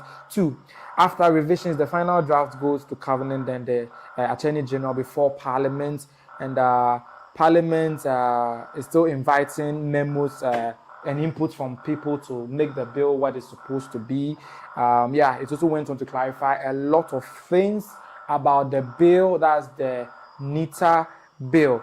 And Sam Nate George also made a few statements about the particular bill in question in a video which should be playing at this point. Oh, I'll just throw the tweet and everybody hashtag kill the bill. Which bill are you killing? Version 1.0 or version 5.0? What is happening? The cake one is already dead, so you are killing a dead thing. You understand me? So, and that's why I'm saying that. And listen, I've always said this. People say, "Oh, Sam's clapbacks." Listen, I respond to at least every week. I respond to at least 100 tweets on air. Most times you see 1 or 2 that would trend. Ask yourself why the 98 did not trend. If you come and ask me a sensible question, I'll give you a sensible answer. If you come and insult me, I'll give you a sensible answer, but I remind you that I'm a Ghana boy. You get it? So, I mean, and yeah, I've seen Pope's Ghana anthem several times on his post as well. So, the way. Okay, so that's Honorable Sam Nate George, the Honorable Communications Minister, who was talking about this in a very unpleasant way. It was more or less like it was a gotcha moment. This and I said, "Yenyamwe, one of them person, mukase mashiase no, menya hiase, ma from Kwan or something like that," because he was giving the impression that he has gotten us. And his issue is that the bill that we saw on is version 0 or 0.1. They now have version 5 or a refined version of the bill. So we are reacting to a dead bill, a dead draft bill. And the way that he was speaking is like, he's very proud. And you don't even know what you're talking about. Don't you know that one is a bill? Meanwhile, the wrong one that we're talking about was published by his ministry. So if Sam George is trying to say this a bill that's dead. It's dead in a sense. That the current version of the bill now has been discarded, and they've gone to revise it to a point where now there's a final one after so-called stakeholder engagement. That the stakeholders who came to his meeting claimed they were not there, but he claimed he did stakeholder engagement. Final one, maybe now they will fix most of the things that we are complaining. It's more or less like he's now trying to tell us that we are reacting to a dead bill, a bill that was drafted and had been revised to a good state. And he was also trying to tell us that we don't know, like we are misinformed, we are ill-informed. But the truth of the matter is that you are Minister of Communications. You fail to communicate properly to us. And now we are reacting based on misinformation. And instead of you to bow your head down in shame and say we are sorry for publishing a wrong bill or releasing a wrong bill, he's rather saying, "Gotcha, you people are so misinformed." And he's saying it so proudly. They were trying to milk us, and he's saying he's got us. That's a lie. So they've gone back and they've sat down, re-strategized. Yeah. They will milk us. That one there. Well, according to people, they've removed most of the charges. But still, the milking will be inside. Well, but now it will be minimal, or it will be more. The milking is still milking, bro. Every milking is milking. So, do you think that this NITA Bill is anything that Ghana needs at this stage of our IT infrastructure development? What's wrong with our IT infrastructure development? Currently, it's not being supported by government. It's being supported by private individuals. So right now, the government wants to support it. The government wants to regulate it. Whilst you're not supporting it. It's like the same way that, I'm going to be political, it's like the same way that the then government didn't develop Momo, but wanted to take tax from Momo. So they too, now, they didn't do anything they didn't do anything much to really help the industry thrive. Yeah, Ghana have 5G about almost 3 years now. We still don't have it. And the only thing you're thinking about is about how you can regulate, tax an industry that you don't support. There's joblessness in this country. The youth are on the streets, online, trying to make ends meet via these small things, freelancing, writing code, publishing and stuff. And what happens to them also? What those the youth on the street trying to make it through the IT sector. With the bill, the draft that he said is wrong. They'll be stopped because according to the bill, you are supposed to be licensed before you can do it. You see the vibe? And now people are now saying, now there's no job. There are no jobs in the countries. I'm PBB cacao online. I also say online. And some judge uncle came and clarified that the licenses that we're talking about are referring to IT professionals that are supposed to be working with government. So you can do your personal thing. But the moment that you want to work with government, let's say government projects, then you have to be licensed by the National Information Technology Agency. So I think those things weren't all clear. The registration, the license. I don't know, for regulatory purpose, so that they can be able to make sure that the sector is sanitized. But currently, as it is it unsanitary? Ghana BBI on sanitary. That bad. It's that bad. It's that bad. Well, they said they want to regulate it, and Ghanaians are not having it. So right now that he's saying they've gone back to the offices and trying to address most of the issues that people are raising. Let's wait and see what they will be. Because up to now, most people don't have that supposed revised version of the bill. Come out. So I think we should wait and see the revised version before. Yeah, so we are all waiting patiently. Make proper comments when the revised one comes out. Yeah, because now, Sam George is like, gotcha.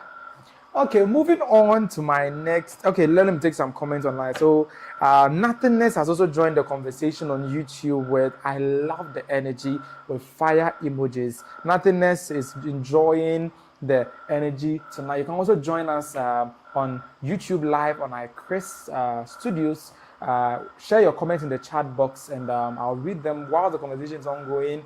And if you happen not to be able to join us live, you can also listen to the playback on YouTube still, and also on other podcast platforms like Spotify, Apple Podcast, YouTube Music, and Amazon Music. All those platforms, we are right there. Drop your comments there as well. I'll read them next week. Last week, you dropped your comments. Sorry, I couldn't read them. Next week, I'll make it up to you and bring your comments on the recorded version or the playback of the video in the next episode. So, thank you very much for commenting. We are waiting for more comments from our lovely viewers. You are doing well. Thank you very much for engaging. And moving on to my next topic. Do you know that we were supposed to pay 0.75% tax whenever we send money from our Momo to our bank accounts? Like, we don't know where it came from. All of a sudden, MTN dropped this message in our inboxes, which read, yellow valid customer from 1st June 2026 transfers from Momo wallets to bank account will attract a fee of 0.75% per transaction, capped at 5 cedis. This will help us continue to serve you better. Thank you for choosing Momo. And according to people and other people, anti-government people and Ghanaians and ordinary Ghanaians, this is the NDC's e-levy. They've cancelled e-levy and they are surreptitiously reintroducing it in the form of this. MJ, do you think that this is the e-levy of NDC and on this is the e-levy of NDC, and the message over there too, that this will help us continue to serve you better. Better than Are they already serving us better? This MTN, no. So are they? Tell the MTN Momo is not serving us better. People are being defrauded. Up to now, they haven't fixed those issues. They haven't fixed those issues yet. Yeah. So you don't think maybe this 0.75 can help them fix those fraud issues? How? Let's say they'll get more machines, more monitoring systems, more. No, the charges that they already charge. What happens? That's just a service charge. Now they want a regulatory charge. So you are offering a service, right? And you expect people to continue using the service. Yes. And you are taking a charge for the service. Yes. Why not improve the service for people to enjoy? And you can increase whatever charge you are charging. So you are already not serving as well.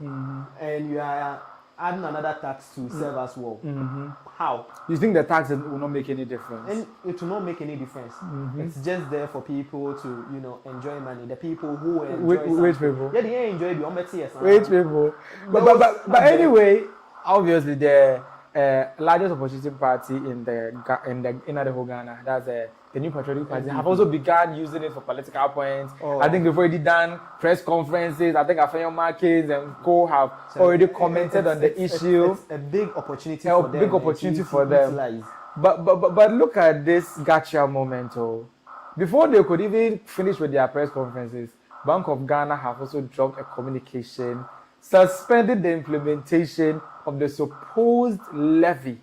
And in this one, a presser that they released, which is currently on your screen, the Bank of Ghana says suspension of the proposed 0.75% wallet to bank transfer fee pending further consultation. The Bank of Ghana informed the public that Mobile Money Fintech Company Limited, that's the mobile money company, MTN Momo, has been directed to pause the implementation of the proposed 0.75% fee of direct wallets to bank transfer. The fee was scheduled to take effect 1st June 2026, but is now on hold to allow further consultation. The decision reflects our commitment to ensuring that any changes to charges in the mobile financial services ecosystem are introduced fairly, protect consumers, and support their financial well-being. And signed by the Communications Department of the Bank of Ghana. What do you think is happening here?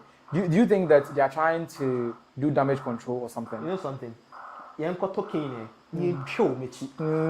shouldn't come out and tell us that. They have no idea of the community before it went out. Before it went out. They knew, but they know that as the message went out, people were complaining. Yeah, the backlash. The backlash was so huge. Yeah. So right now they are trying to cover up their ASS. This country, that's your chicken. There is no way Bank of Ghana, this policy will go out and Bank of Ghana will not be aware of it. And in fact, they admitted it's a policy directive from them, but they are suspending it for consultation. The problem is that why didn't they consult before approving it in the first place? So the whole meaning behind what they are doing is that 0.75 So let's go back and see how a bit matters. Reduce it. So they will charge. Or maybe they will go back and let the telcos absorb it into their operational expenses. I'm not sure. Charlie, one thing I've realized in this country is that whenever something takes center stage and you withdraw to discuss on it further, eventually the thing still comes out in a different way. So definitely the thing will come out in a different way. When we complained about A-levy, did they withdraw it? They didn't withdraw it, but I'm not saying so. No, but they didn't withdraw it. They implemented it. But in this case, when we complained, they quickly reduced their percentage rate. That's after they implemented it and we were now on their heads knocking it like a drum. This is still the same thing. But this one, they haven't deducted anybody. But because of the outlash, they've withdrawn the bill, the policy to work on it. So definitely they will still charge it. Well, whether they will still charge it or not, they've withdrawn it. And as and when we get to the river of they bringing it back at a reduced place now, we should cross it at that point. Okay. Is it fair enough? So that means we are waiting for them, yeah? We are waiting for them. So these people, do you think why do you think the government tries to find different ways and means to tax us? Is it that we cannot use our mineral resources to generate enough money and answer it? It's Ghana, what's the last time I checked, I think our average salary is like 2K, right? Yeah. You are charging the average Ghanaian You are taxing the average Ghanaian who is earning like 2K. What's that taxing on? For what sense? For what sense? Yeah. So I think the government in this country,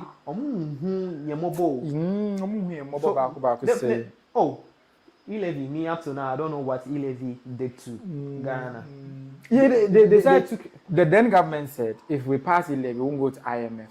We still went to IMF. Yeah, we still went to IMF. They said if we pass e-levy, we'll get more jobs. There were no jobs. Like all the promises tied to e-levy, you see the vibe. But at the end of the day, because of that, we now have a PTSD, post-traumatic stress disorder, in a sense where anytime they are levy, we attribute it to e-levy. Oh yeah, so we are in a country which is trying to find ways to always milk its citizens. Its citizens dry. Add the dry to it. So until say you start to see a bit tricky, because this thing that they've withdrawn, to me, they are going back. All they will do about rework it, they will reduce it, and they'll charge us. They'll charge us. Yeah. So we should be ready to pay. Yeah. Hey, Abigail, like this, and today there is me that I'm on her chopping board. Though. But by the way, she has also reclaimed her #1 spot on the chat box. She said, "You see how Chris is defending NDC?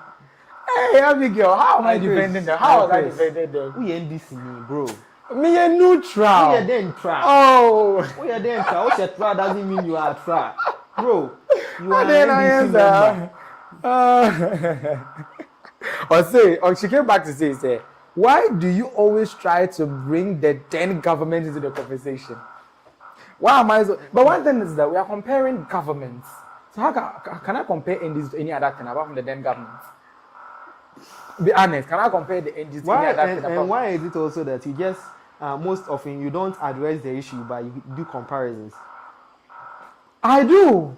But right now, I talk about e-levy's implementation. Because whenever you address an issue, you make comparisons. So I'm asking you, why can't you address an issue without making a comparison? Because we have a status quo, right? What has been done and what is done. It's like back then when we were doing the Dumso conversation. I said, back then when the MPP had Dumso, they were calling us, they took us off for fools, saying there's no Dumso. Meanwhile, my life were going off more than thrice a day.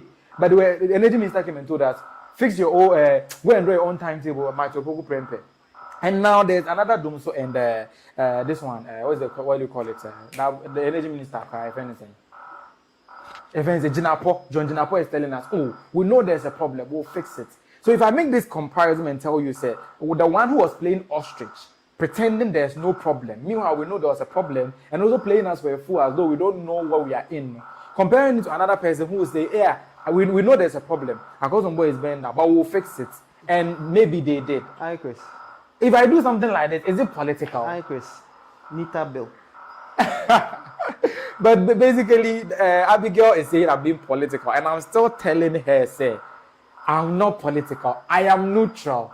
And I happen to experience the two governments, know how they all fed. And always when something comes up, we have to bend and contrast.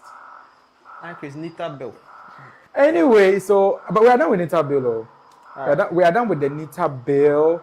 Let's move on let's go a little bit to the South Africans. Our brothers. Yeah, our brothers in the southern part of Africa. South Africa is currently the worst country in the world. I agree. Please. I greet the South Africans and the other people, the South Africans, Charlie. I salute you guys. I have very much respect for the South Africans, you know. Yeah, so my next topic is about the South African evacuation, where the evacuees, the first batch of the evacuees are back in Ghana, about I think 300 of them. I think last week, when the first date for them to return to Ghana didn't come through, a lot of you were feeding on misinformation that people didn't want to return and blah, blah, blah. A lot of you were watching those reports. And the minister said, no, they just rescheduled the flight because of regulatory requirements that they couldn't clear with the South African government.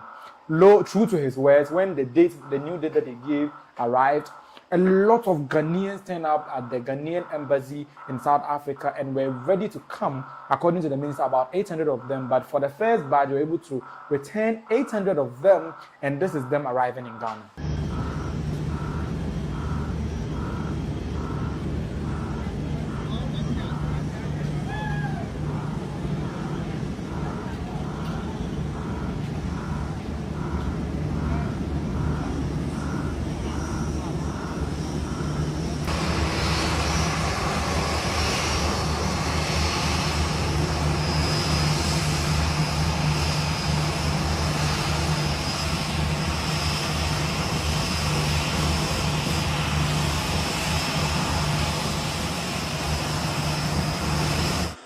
Okay, so as you saw that's their plane touching down by Accra International Airport. Is it Kotoka International Airport or Accra International Airport?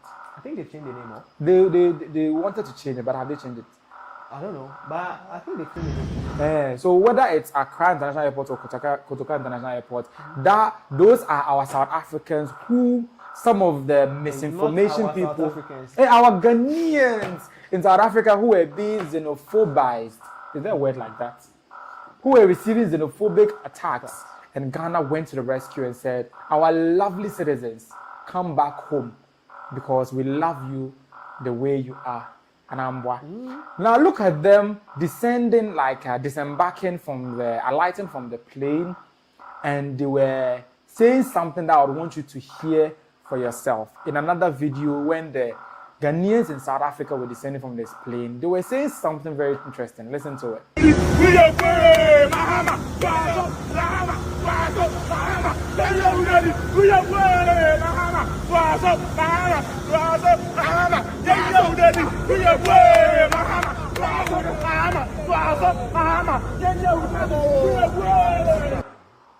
Okay, so as you saw right there, they were very, very excited and they were lauding our president. When I'm a Kana big on because I'm political, no.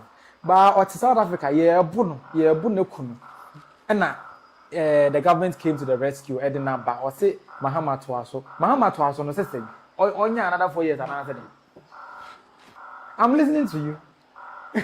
I mean, your politics were having say, Charlie, will be some question. I mean, but any comments on what they were doing? What they were doing? Oh, Charlie, they are very happy. Charlie, this is very funny. For the first time, South Africa is making it look like Ghana is like America. Yeah. Let me see your bomb. Yes. I think one of them spoke to Adam TV or so. He showed scars at his back. I watched that interview.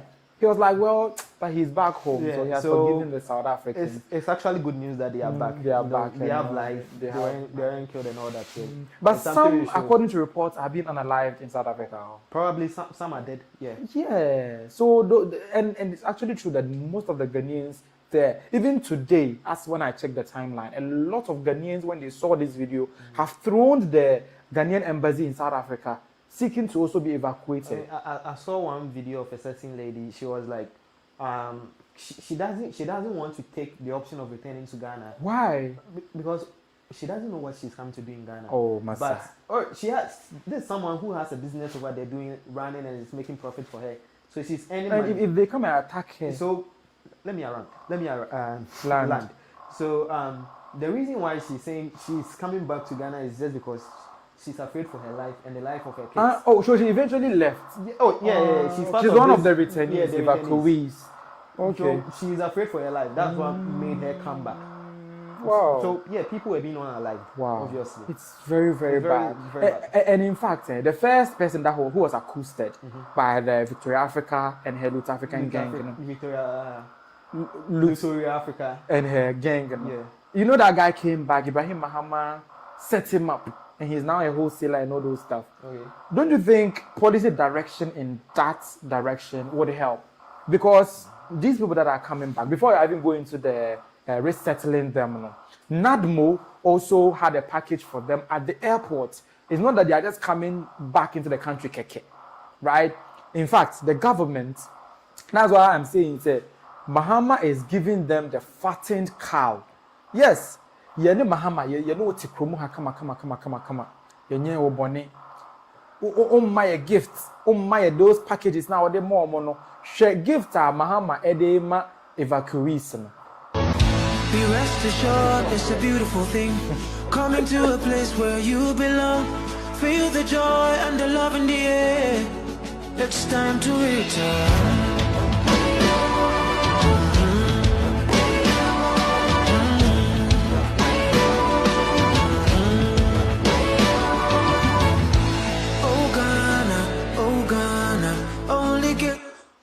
So as you saw there, you saw the packages there on the juke bags, or what do you call it? Yeah. Ghana must be jute bags, jute bags. Filled with goodies for these South African evacuees. And people are not like, you see the story of the Bible in which the prodigal son was returning home after squandering. No one your prodigal son, yeah, to come here or the Ghana. Would you make South Africa say, oh, can make life better for you? And Koyama would make Yakofa Waba. Yes, also my package. I would be coffee. Your name Mahama Tikromuha. What may a package? Have you been beaten? So I should be beaten before. I mean, you can beat me. You are a gym star. Beat me so that I can get a package from me. Just tell me you want you because I think it's the story of the prodigal son. It's the story of the prodigal son in the Bible replayed. You don't need to come on my package BI or buy after the one package come from the National Disaster Management Organization. Tell them go through your mouth. If you see the videos, they've gone through stuff. So actually, that's true. Something to appease them. Yeah, and I'm just saying it on a lighter note because because of the check package about Ghana for you now, it's realistically impossible. I'm just saying it on a lighter note. He didn't end at the package that you saw there. Oh, matter the whole Ghana package there. And the economists they won't even allow it. You know me, I don't like it. So bolo and biscuits. Oh, Jai was Jai. Let's continue. He didn't just give them that physical package for them to enjoy. He also gave them allowances. And in another video, the Foreign Affairs Minister spoke about it. Today's welcome ceremony is fully packed. You are going to receive psychosocial support. We have psychologists, we have medical doctors, we have nurses here to take care of you.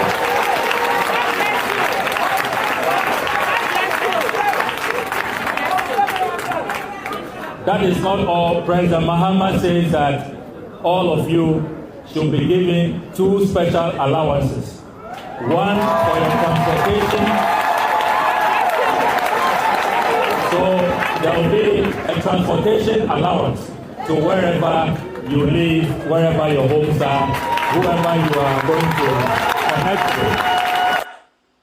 Okay, so as you heard there, apart from the package that NADMO presented to them, they also have 2 special allowances. That's transportation and another one for their reintegration setup. How much does it really matter how much? It matters, bro. Because if they be able to charter a plane from here to South Africa to pick you, bring you, give you a package, give you an allowance, do you think another package to probably let you start a small business or be able to fend for yourself for at least a month, should be a big thing for the government? It shouldn't be a big thing, but I want to know how much. Well, maybe they will declare it. You know, I'm not sure they are going to declare it. Unless if they declare it, people's eyes will start popping. Okay. People will start saying South Africa for the government, so I'm on 5K. In the family, better say, I'm here. But then, even if they don't give them enough, they've done enough, isn't it? Oh yeah, they've done Don't you think so? But still, if it comes out, people will talk. So I think it's good that they didn't mention it. But I'm sure maybe in subsequent this one, they didn't mention it. So talking about this very evacuation of Ghanaian nationals in South Africa, the Ghanaian High Commissioner to South Africa has been speaking about it. You know, the South Africans are now doing a reverse PR against us. They are saying that 80% of the Ghanaians that we evacuated are undocumented. Listen to what our High Commissioner had to say about that. 80% of the 300 people that we got repatriated to Ghana today, 80% were documented immigrants in South Africa.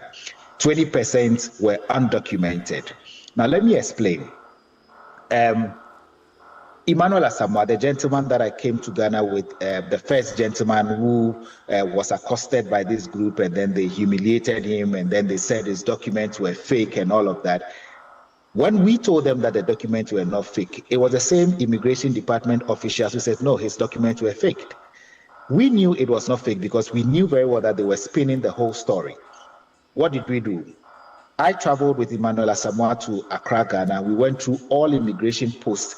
We went through immigration modalities. We went through to the counter where Border Management Authority is, and nobody said he was illegal.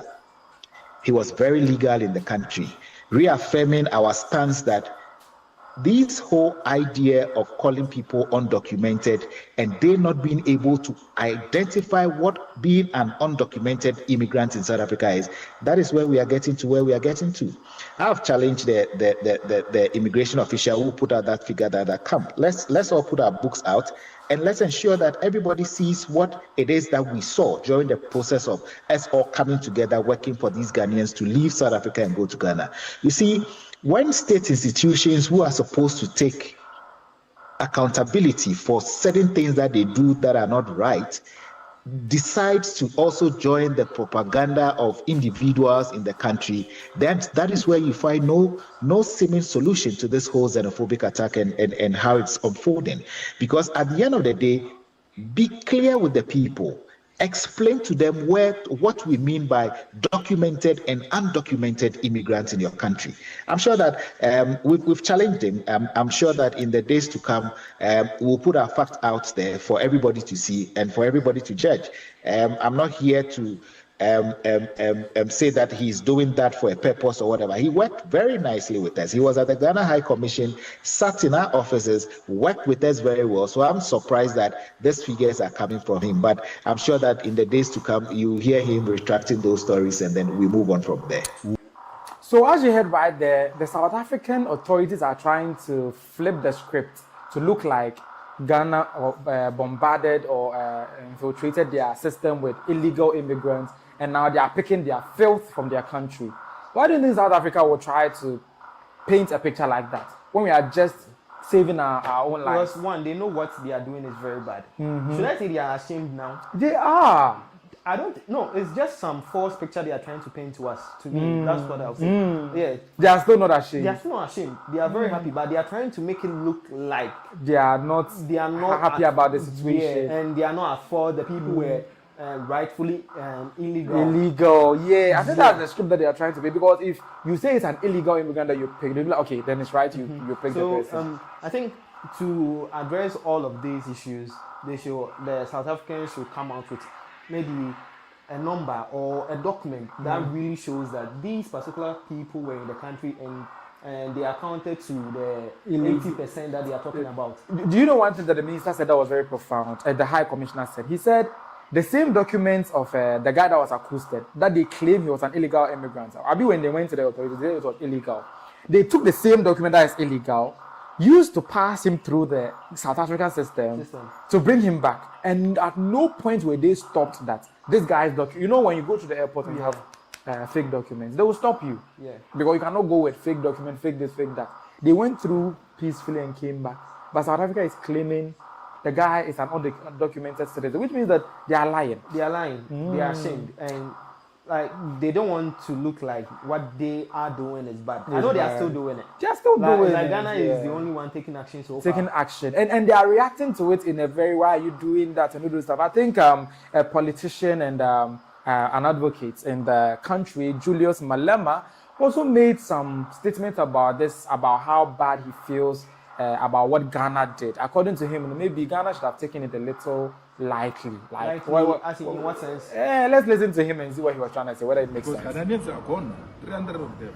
How many 300 of jobs were created after the Ghanaians have left? So it's just a myth, it's a lie, which they are using to further divide us, to perpetuate colonial divisions that were created in the past. And you say, no, I hate colonialism. I want to say a student in fees must fall, we must decolonize education, we must decolonize this, we must decolonize that, but the borders must remain.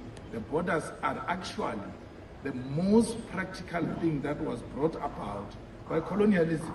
And you can't say you are against colonialism, but you support the borders. It's never consistent like that. The Ghana response was not necessary because it now creates an impression that we are all like that, when it is a certain section of our society that needs to be contained by law enforcement. And one Ghanaian lady was saying, you see, the problem is, and I wouldn't have taken this option, the problem is we're being beaten in front of the police and the police are not doing anything. That's the problem. And when this opportunity came for me to leave, I left because if the police can't defend me, it means the state is in agreement with the people who are beating me. So we think it was too quick. We will still resolve this. And President of Ghana should have given us, some time to really deal with this matter. And we'll get to the bottom of it. We hope they will come back to their senses. We don't have to respond the same way they did. We need to pursue the diplomatic engagements with Ghana until we find one another. We don't think Ghana responded in a manner that really reinforces dialogue and diplomatic engagement. Okay, so that's Julius Malema for you. That's the Commander-in-Chief of the Economic Freedom Fighters, EFF, and a revolutionary activist for radical change in Africa. So Julius Malema is like, Ghana didn't respond in a way that reinforces diplomatic dialogue, and then they basically trying to say is that what we are doing is embarrassing to them, and he's not having it. So, should we care about what Julius Malema is saying? How long should they be there for them to be treated the way they are being treated? He's like, we should give them time to fix it. Give them time to be beaten. No, to fix it. But they are being beaten right now. You see that thing? Charlie, some people are being beaten in front of police. Police! That's the problem. Because if you are being beaten, the police will come and save you and arrest the citizen, would have understood that the government is against it. That means the government is in support of it. But the police will be there, and people will be beating you, looting. And up to now, they haven't arrested literally anybody. And a lot of people showed their faces on set. Yes. They haven't arrested anybody. That means the government is in support of it. The government is in support. It's like, if the government is also not in support of it, the government is afraid of the citizens. The citizens. How can the government be afraid of the citizens? If you can't handle your house, you expect me to leave my children in your care so that you unalive them? Bro. Julius Malema, I think what he's saying, he's just pained because the image of South Africa right now is tainted. It's in the bins. They are causing it themselves. They are causing it themselves. Right now, what they are doing, it won't just be Ghana. South Africans will not be accepted in a lot of places. In a lot of places. Because of what they are doing. Do you know one thing? You know, the South Africans in Ghana, they are about 3,000. Documented ones. So we are not talking about those who just gave birth and they are not documented or they didn't register. Documented, they have Ghana cards. You know, we have Ghana card for for foreigners. According to our database, we have about 3,000 South Africans. Do you know even our popular musician Adina is a South African? Adina Thembi is a South African, but we don't know. We treat her like Ghanaian because of her Ghanaian links and some of her parents being Ghanaians and all those stuff. But then the South Africans in Ghana doing music, others are doing business, others are doing everything. Yes, in this Ghana here. You see the vibe? So I'm wondering why all of a sudden they feel Africa should leave and they are being xenophobic. Ghana moves in to take its dear and lovely citizens, and you're not like, I saw one video of that person is not a South African. One video of a South African and addressing an issue that, do you know, Gold Coast, their licenses will expire next year. The gold fields. The gold fields, Gold fields will expire next year. And it's a South African company. So they are seeking to renew it. Yeah. And so far, rumors going around is that because of what is happening, maybe they shouldn't renew it. Yeah, they shouldn't renew it. So maybe it might not be renewed. And one South African was there, not a South African. One South African was there and was like, we don't care if you don't renew it. It's Ghanaians who will not be employed and all that. You see the mentality. Your people operating here, it's Ghanaians who will not be employed. But the Ghanaians operating over there, offering jobs for people to also get employed. What about them too? And you are not saying that same thing about them. So right now, this bears the question. These 300 people who have arrived right now, let me ask them the question. I hope 300 jobs have been created there, that they've employed 300 people. They have a reintegration plan for them. No, not the Ghanaians. Right now, the 300 Ghanaians that have left South Africa. Are there 300 jobs right now there for people to... Exactly. That was the first thing that Julius Malema said, and I said, yes, ask your people that. And now he veered off to say Ghana didn't respond on it. But he was saying, Ghanaians, you're Ghanaians. Julius Malema, so far, I think he's good. So, he's a good person, but actually, generally. He's saying, he's just pained that it's denting it's emotions that made him do that. It's denting South Africa. So. Yeah, because I think... They caused it. They caused it. They called for it from the end. Can you imagine... Victoria Africa, then the movement March for people have also reacted to Ghana, what Ghana did. According to them, Ghana is overreacting. Why is Ghana overreacting? We are just trying to sanitize our country, and Ghana is overreacting. In a video, they did it. Yeah, they did a press conference, and they were now telling the world that why is Ghana overreacting? Small play with the play. Small play with the play. Make it can't talk for here. You go see say the small play with the play. You just leave out. Let's take a look at the video. In English, it's a hyperbole. Where I think the Ghanaian government really overreacted. I think it's disappointing, man. I think we've had a lot of respect for Ghana as a country and for the people of Ghana. We still do. But for them to react in the way that they did is largely dishonest. Because for them to claim that there were people who were beaten up when they know there were no people beaten up, and for the Minister of Police to even echo that is absolutely ridiculous. What we saw in that video was Victoria Africa talking to someone who had broken the laws of the country, come in illegally, well, come in legally and stay illegally, which is something a lot of foreign nationals do. And instead of them addressing that issue in a correct manner to say, listen, we noted that there's a citizen of ours who is in the country, so broken the laws, these are our concerns, etc., they decided to do a whole PR exercise that would paint South Africa as xenophobic. Very disappointing. And now we've got a lot of these Ghanaians on television actually telling us how they got into the country. Many of them are saying, I'm here in South Africa and I came on a visitor's visa, I'm staying here now, etc., etc. You know, those are the actual events, that there's a lot of law breakers in the country, and we are expecting. Okay, so as she's heard right there, she's saying we are overreacting. Now small with the play now every day, overreacting. Do you think Ghana is overreacting? Do you think Ghana is overreacting? Overreaction, man. Even if no sense of humor. This woman. She's very serious. I'm so surprised. Victoria Africa. So she means to tell us that we in Ghana here were able to channel upon videos of people being beaten, not just Ghanaians, of people being beaten. And she is there. She hasn't seen that people are being beaten. That we are just overreacting for withdrawing our citizens, bringing our citizens back home from that they are not being beaten. They are just being questioned. Look at that. So she's trying to tell us that that's their form of questioning. And we're more bold. Yeah. No, she's trying to tell us that that's their form of questioning. So imagine if they're actually beating you. That one day they will just unalive you on the spot. That's very, very bad, because you can't be doing this. And we are not even doing anything. In fact, do you know our diaspora affairs, the director of diaspora affairs at the presidency of Ghana, Kofi Ochedako, KOD, I was also commenting on the saying that those people calling for Ghanaian companies to what do you call it? Be shut down. You know, like South African companies to be shut down in this country. In a video, he was asked about what steps would Ghana take beyond bringing back our people. No? What steps are we taking to make sure that South Africa also feel the pepper small that they are showing us, no, in their capillaries and arteries? And this is what KOD said. We're not going to do anything about it. I mean,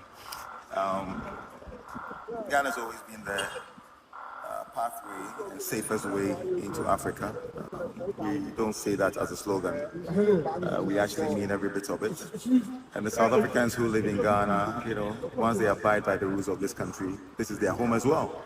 I mean, if we're bringing historic diasporans back home to integrate into the Ghanaian and African societies, why not our family from South Africa? Nothing's going to happen to them, you know. Their businesses will run as they should. And we're definitely here to support South African businesses as well. Okay, so if tomorrow maybe you wake up one day and you see Ghanaians at the moment? No, that won't happen. I mean, if there won't be any demonstration in Ghana for us to send South Africans back home, it won't happen. That's not what we represent. I'm sure you saw the inauguration of the e-visa by His Excellency the President just 2 days ago. You know, welcoming the rest of Africa to come to Ghana. All you have to do is just go online and this is home. You know what I mean? So that's not going to happen. No. Even with the e-visa, So whilst we are saying they should deal with the South Africans personally, Our Director of Diaspora Affairs at the presidency, that's KOD, is saying they will do nothing to them. And that's not just it. They've also launched a visa-free or free visa, e-visa policy for all Africans to come into Ghana. Not only that, the president of the land himself also welcomed the entire Africa to come back. He made a profound statement in that regard in another video in which he was telling the whole of Africa that whilst other people are sacking you to leave their country, in this case South Africa is asking you to leave their country, we Ghana, the gateway of Africa, is telling you that you can always come to Ghana whenever you feel like it in this video. While some countries are expelling fellow Africans and making them feel unwelcome, Ghana proudly welcomes them and affirms that this is your home.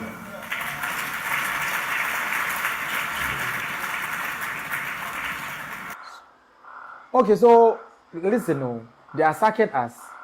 Other people are, like South Africans are sacking us. I don't think we should take punitive actions against them rather than opening our doors wide for everyone to come. What if they come here and our systems cannot support them? Charlie, nothing should be done against them. Nothing should be done. Charlie, it's there for people to travel to countries for a reason. We can't just stand up one day and banish it. So I think we shouldn't do anything to them. The people here currently operating too, they should operate freely. Yeah, Ghana is a free country. Sir. So if they are there and they are not handling their economies well, and they think it's because of foreigners that's causing them to lose jobs, they should find ways of fixing their country. So if they think that's the way, fine. But Ghana is ever welcoming. Yeah, don't you think we are opening ourselves up for more problems? No problems. No problems.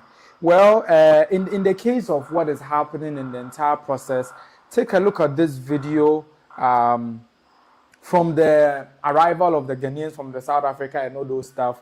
And I'll zoom into the comments after the video about Ekujetu Ablakwa and how he undertook this whole process. Welcome all of you to Ghana, your own country, to the motherland.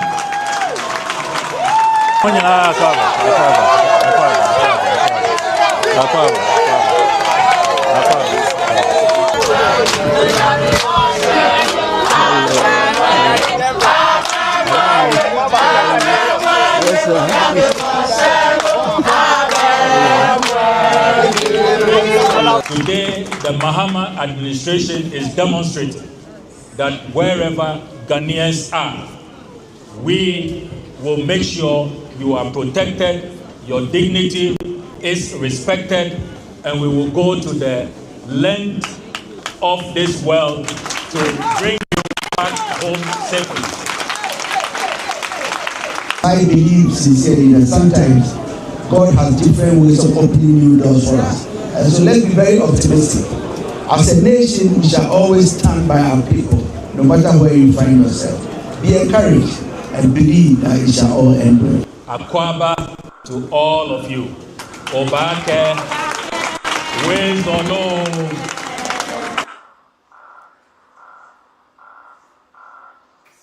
Okay, so as you saw right there, that's how the whole process went by. In the YouTube comments, as you know, those who are joining us live at their comments,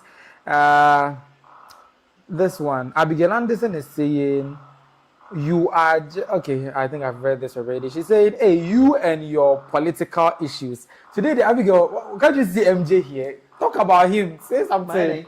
Say something. Oh, Abigail. I said, me, your host too. I'm playing the devil's advocate. I don't know, yes, Abigail Anderson.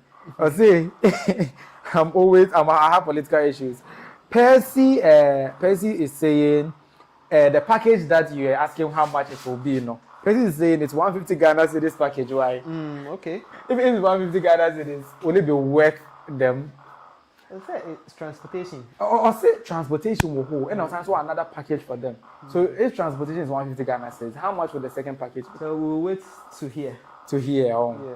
Because they're bringing them this far, and I think they should give them something reasonable, not just weigh 5 cedis, as we are saying. So yeah, moving on. Do you know that your favorite plastic bag, they usually call it takeaway pack, is banned in Ghana?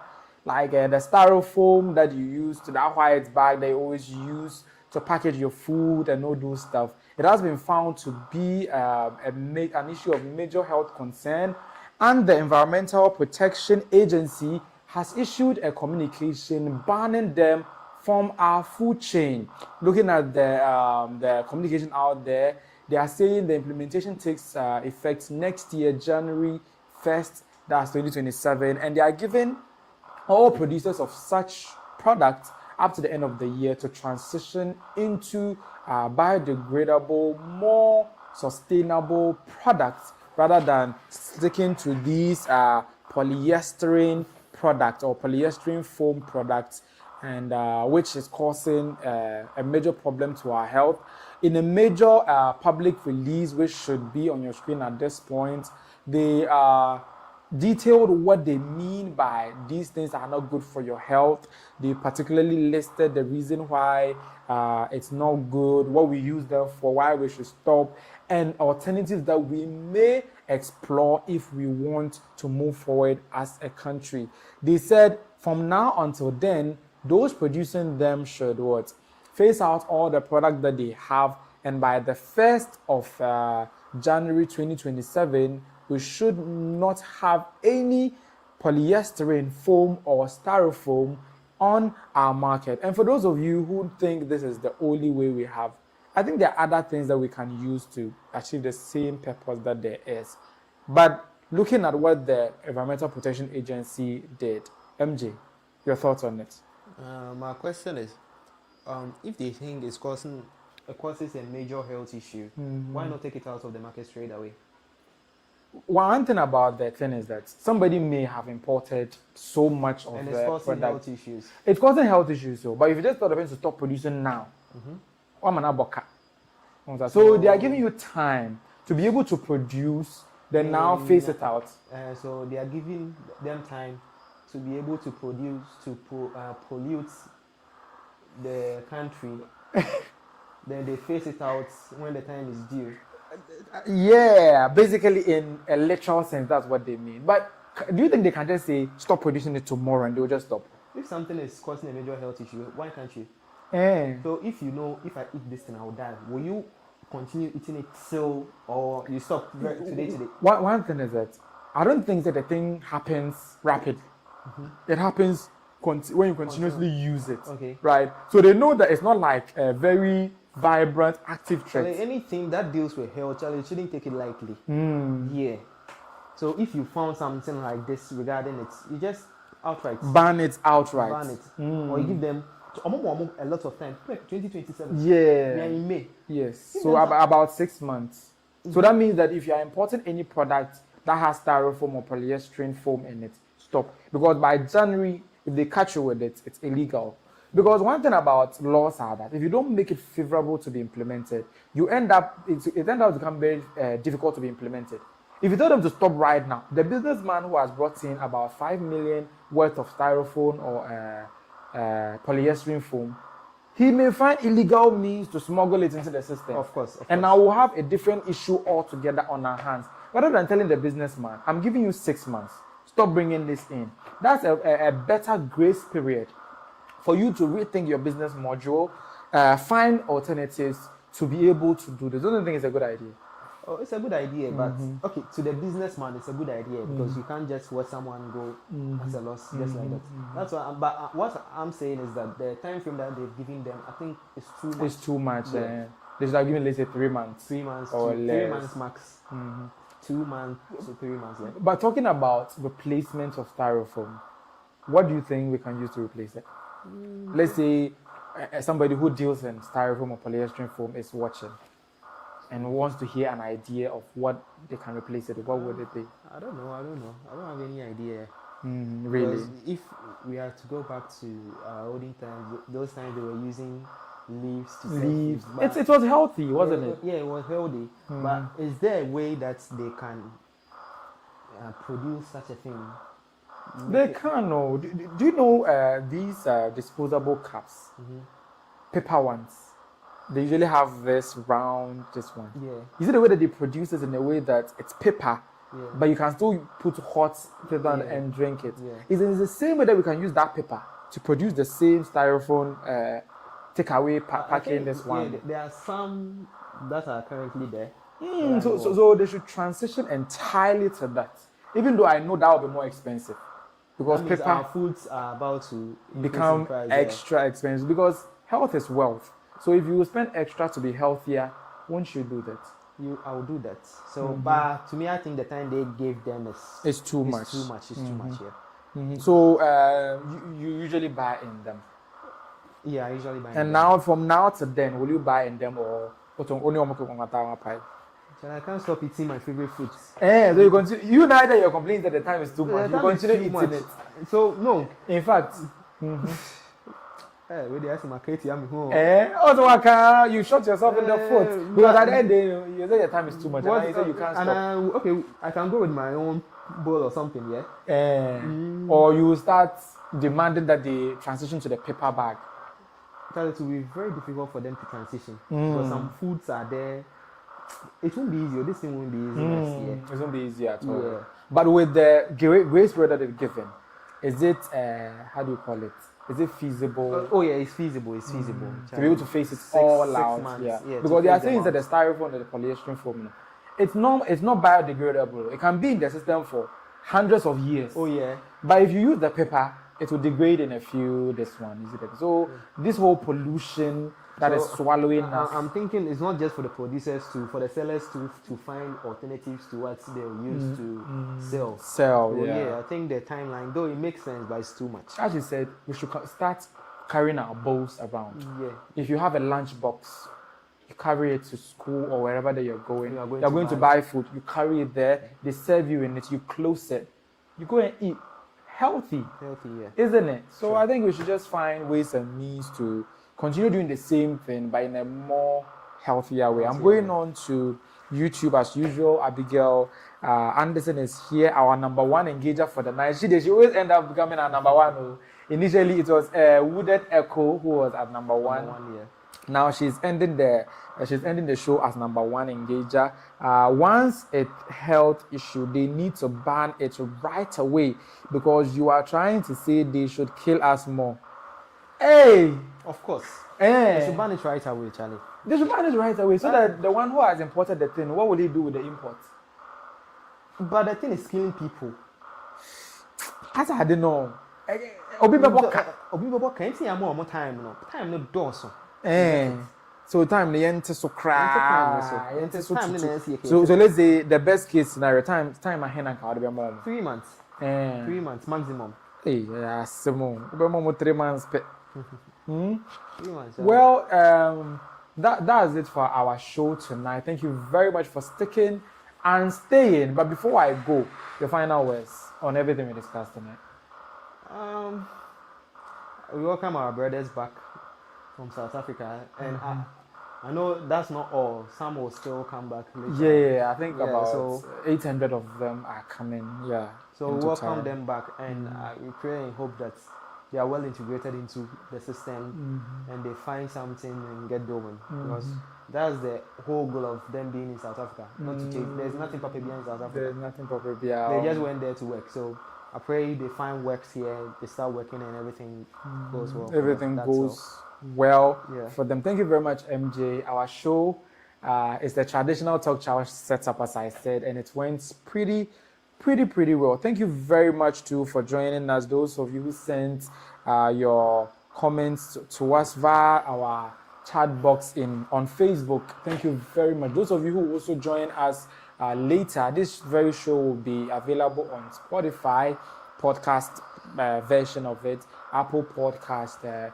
YouTube Music. The audio and the video are on YouTube Music, and also Amazon Music too as well. So do well to continue to join us with your comments. We are very, very, very grateful for all that you've done. Today we had a good number of people joining us with their comments. The highest among them is Abigail Anderson, followed by Hooded Echo, then David Waterjo. Nothingness is third, and the final one taking the 5th position with 25 XP is Percy, who all joined us via the live chat box on YouTube. You can also do that to join us next week. And you may just be number one, unseating Abigail Anderson. Abigail Anderson, you are again our MVP for this episode. Do also join us next week. Thank you very much for listening to us. See you next week. From the stables of iChris Studio, where bold ideas take center stage. For all the big conversations and bigger perspectives, Talk Chaw Xtra is the place to be. Talk Chaw Xtra, Ghana's first live podcast with a premier vibe.